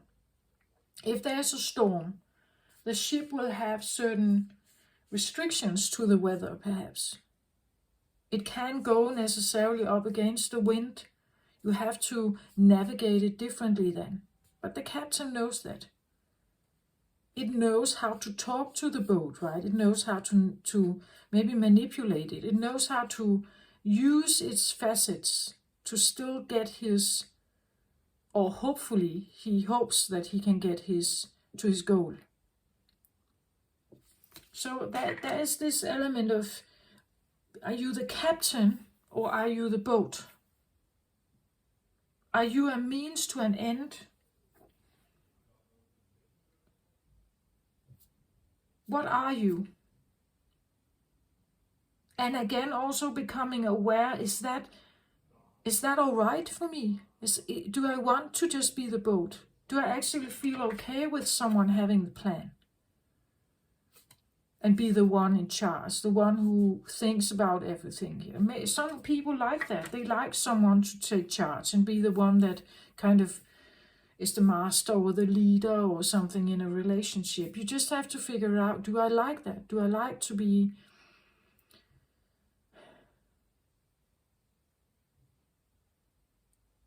not be in charge? But if you are the one not being in charge, you become the follower or the codependent. And maybe that's all right to be that if someone makes good choices, because what if this one makes choices where the boat is always in danger? The risk of hitting icebergs and the risk of sailing on land or on ground is a constant threat for the boat here, right? That is a very risk-seeking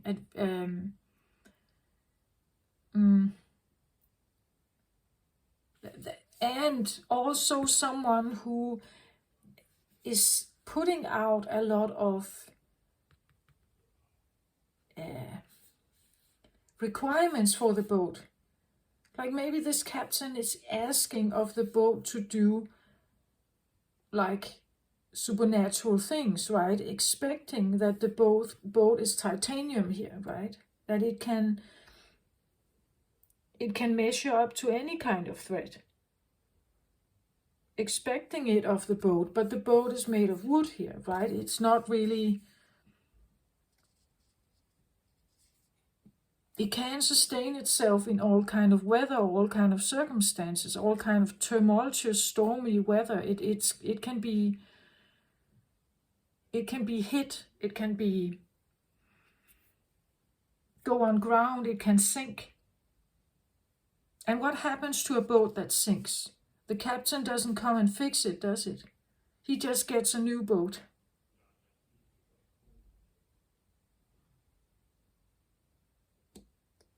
So are you the boat here that constantly just sinks and lays there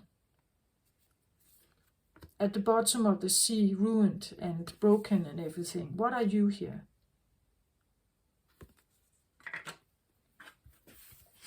Are you the ship on the bottom of the sea here, telling your story?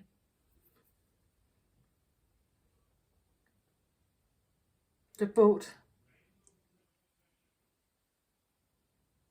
who followed direction, right? Who followed the directions, but got hit and burned by it, and left by it. And now the sailor is out here again with a new boat. Are you the rejected wife, right? And now he's out there with a new mistress here. Take it how it resonates. It's just...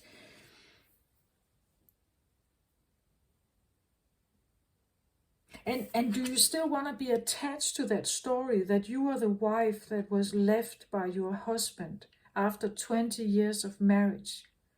And now you are all alone and you are sad and you are old and or whatever you feel like. It's a story, a sad story you tell yourself. Do you want to keep telling it to yourself?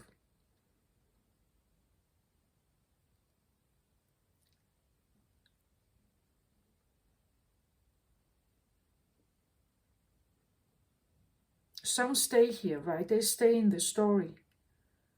But if you want out of it, you have to do something about it.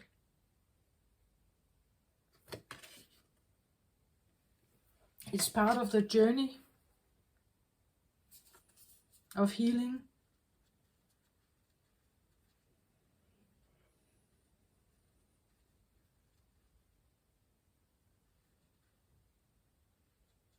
It's a roses card here, 7 of roses. So I believe like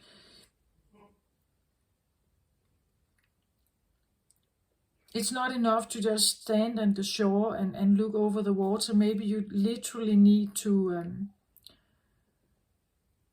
get yourself out there again, go sailing again. If we still use this boat.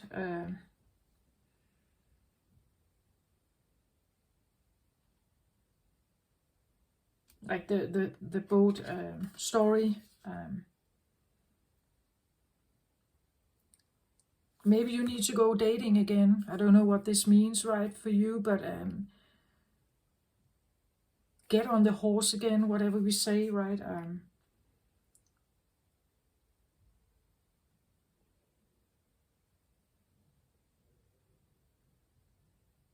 I also get the feeling, because it actually looks quite harmonious, I feel like, quite almost romantic, this image.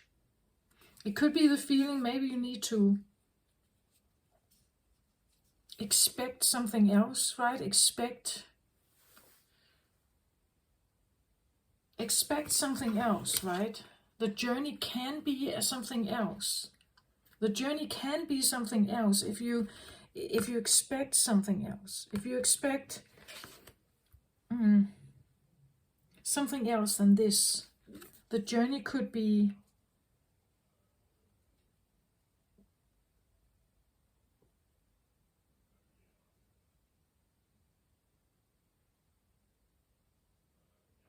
I want to say freer. The journey could be more abundant and freer for you.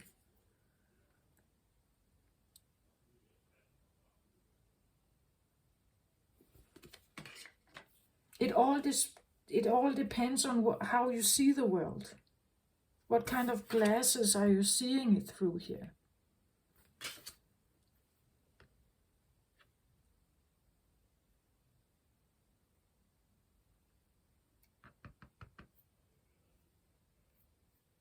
I even want to say, if this is like the feeling of being like attached to a certain existence, let's say you are divorced, you have 2 small children, and you would like to go on a journey, you would like to travel and be free and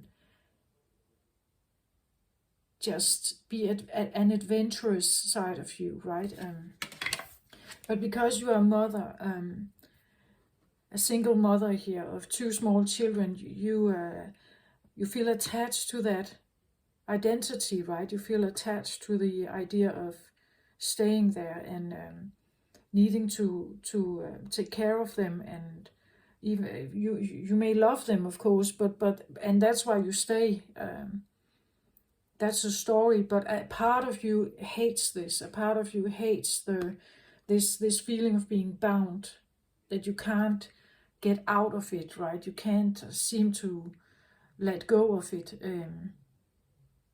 It could be, let's say you have the attachment is that you have to take care of a disabled family member, for instance, and you feel like it's blocking your life, that you can't go anywhere, right? You can't have your own life. You can't go out and party or go on a journey. That this is your journey. You always stand at the shore and you look over the horizon on the ships, but you can never have that journey, right? That you always called back to duty, or you always called back to work, to your children, or whatever this is. So the attachment can be very real. And what do you do then? Can you just escape that? Well, if you leave your children behind, it probably will give you some kind of conscience issues, right? Otherwise, you wouldn't feel trapped here somehow. The situation you are in or you have been in has been something that felt like you were bound to something and you couldn't get out of it. So getting out of it may mean that you have to do something that changes this situation, but what comes as a consequence of it. And dealing with that dilemma is just as impossible or just as bad or just as everything, right? So how can we do that? Well,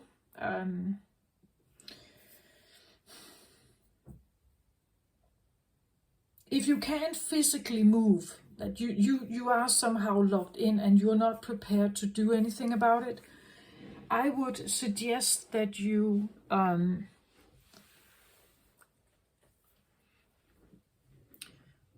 maybe you read about it. Maybe you choose to indulge in novels, right? Adventurous romantic novels, or and so it becomes an imaginatory place where you can create the balance that you need. It could be the feeling of a Zen garden that you create in your mind, where you can imagine yourself being this captain that sails out there and goes on adventure and sees beautiful new shores or whatever. That's one way of doing it. Indulge in these more rather safe, or it's a safe way of exploring something or imagining something that you may not have the ability to do yet, but maybe in a few years when your children are older, or maybe in a few years when your disabled brother is going to a nursing home or something, right? Then you can do that. But for now, you're dreaming about it. You're visualizing. You are allowing yourself to tap into a place where there is this balance. It could be a meditation, right? Maybe you find a meditation online that talks about a guided meditation that takes you out sailing, right? That takes you on a trip where there is this beautiful voice that describes the beautiful beaches and the birds and the fish and the dolphins and everything you can encounter on this journey, this travel, this free-spirited adventure globetrotter kind of feeling, perhaps. And you are the one in charge, right? You go wherever you want to go. There's nothing here that keeps you stuck in everyday mundane life of dishwashing and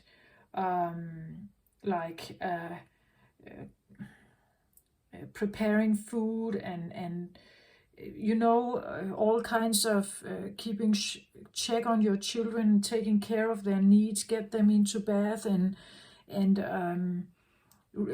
help with the homework and everything that a mother or father could do here, right?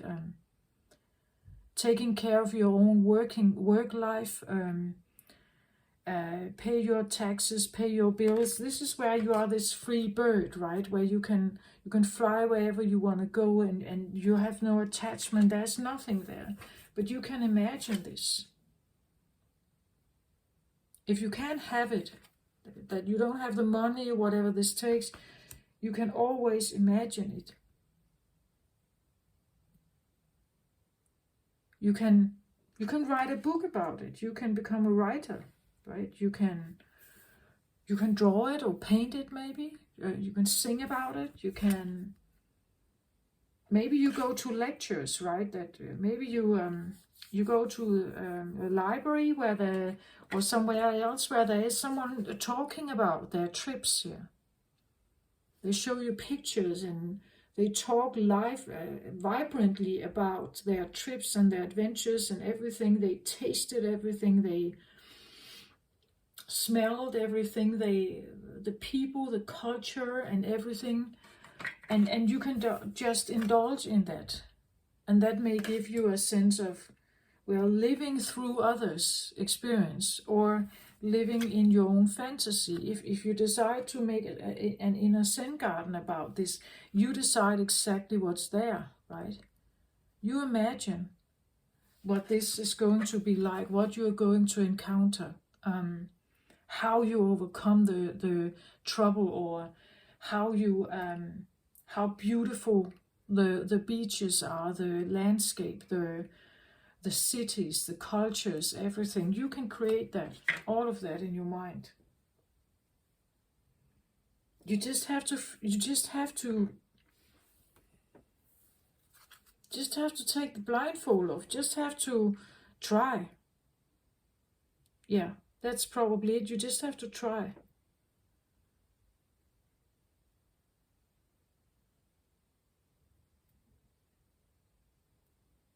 I'm not saying, well, some would probably say, yeah, but that's just a fantasy, it's a daydream.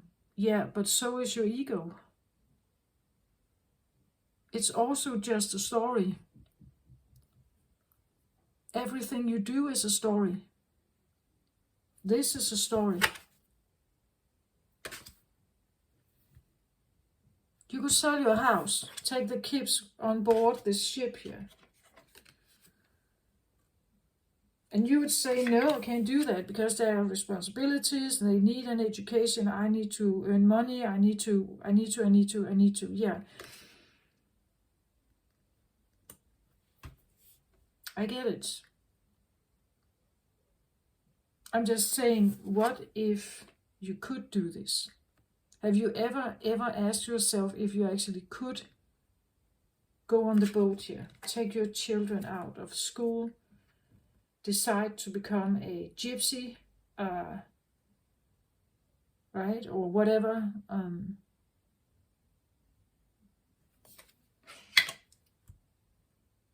then you become maybe a gypsy here, a gypsy on a ship or whatever, and you live that kind of life. But maybe that's more authentic to you. Maybe you're that kind of atom. Maybe your children are not. Maybe that's why you stay, right?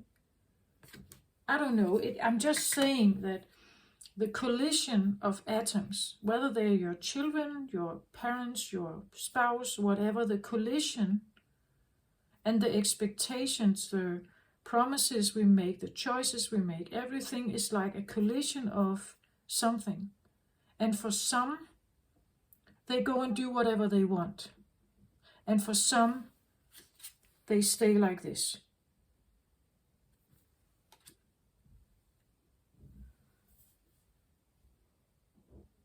And you can do whatever you want. You can decide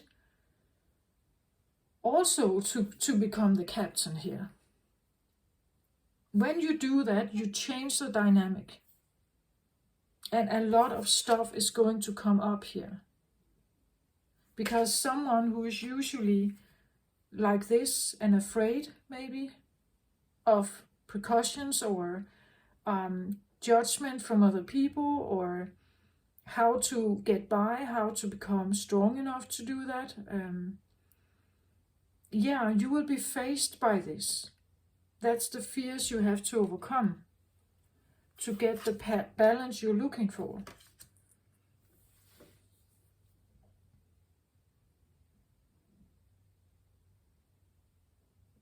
I'm not saying it's easy.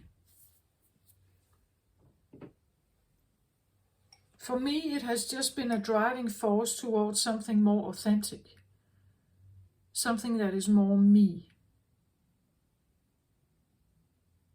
I still don't know exactly where it's taking me. It's part of the journey thing here. I still don't know exactly where it's taking me. I just know that who I was once is not who I want to still be moving forward. I want more balance. And therefore I have to do something about it. This one, staying here is not becoming a more balanced without something. Something has to happen from this to this, right?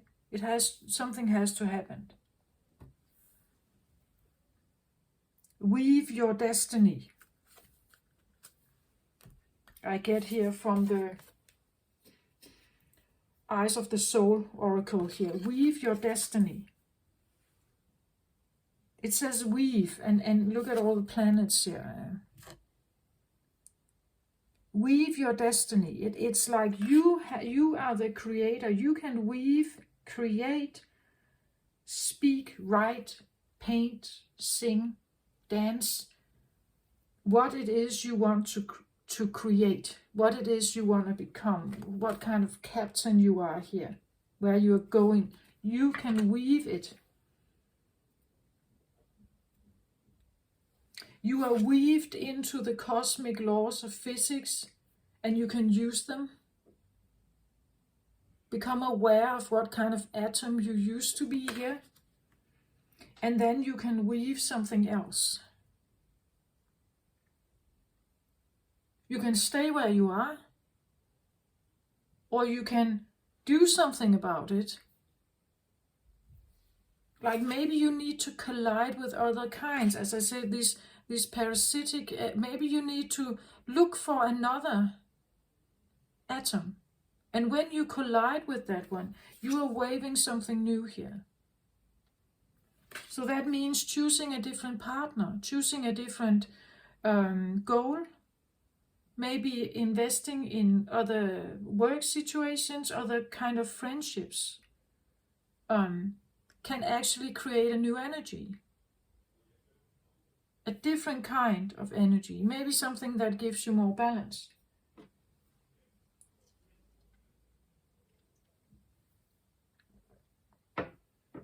Yeah, this is what I have for now.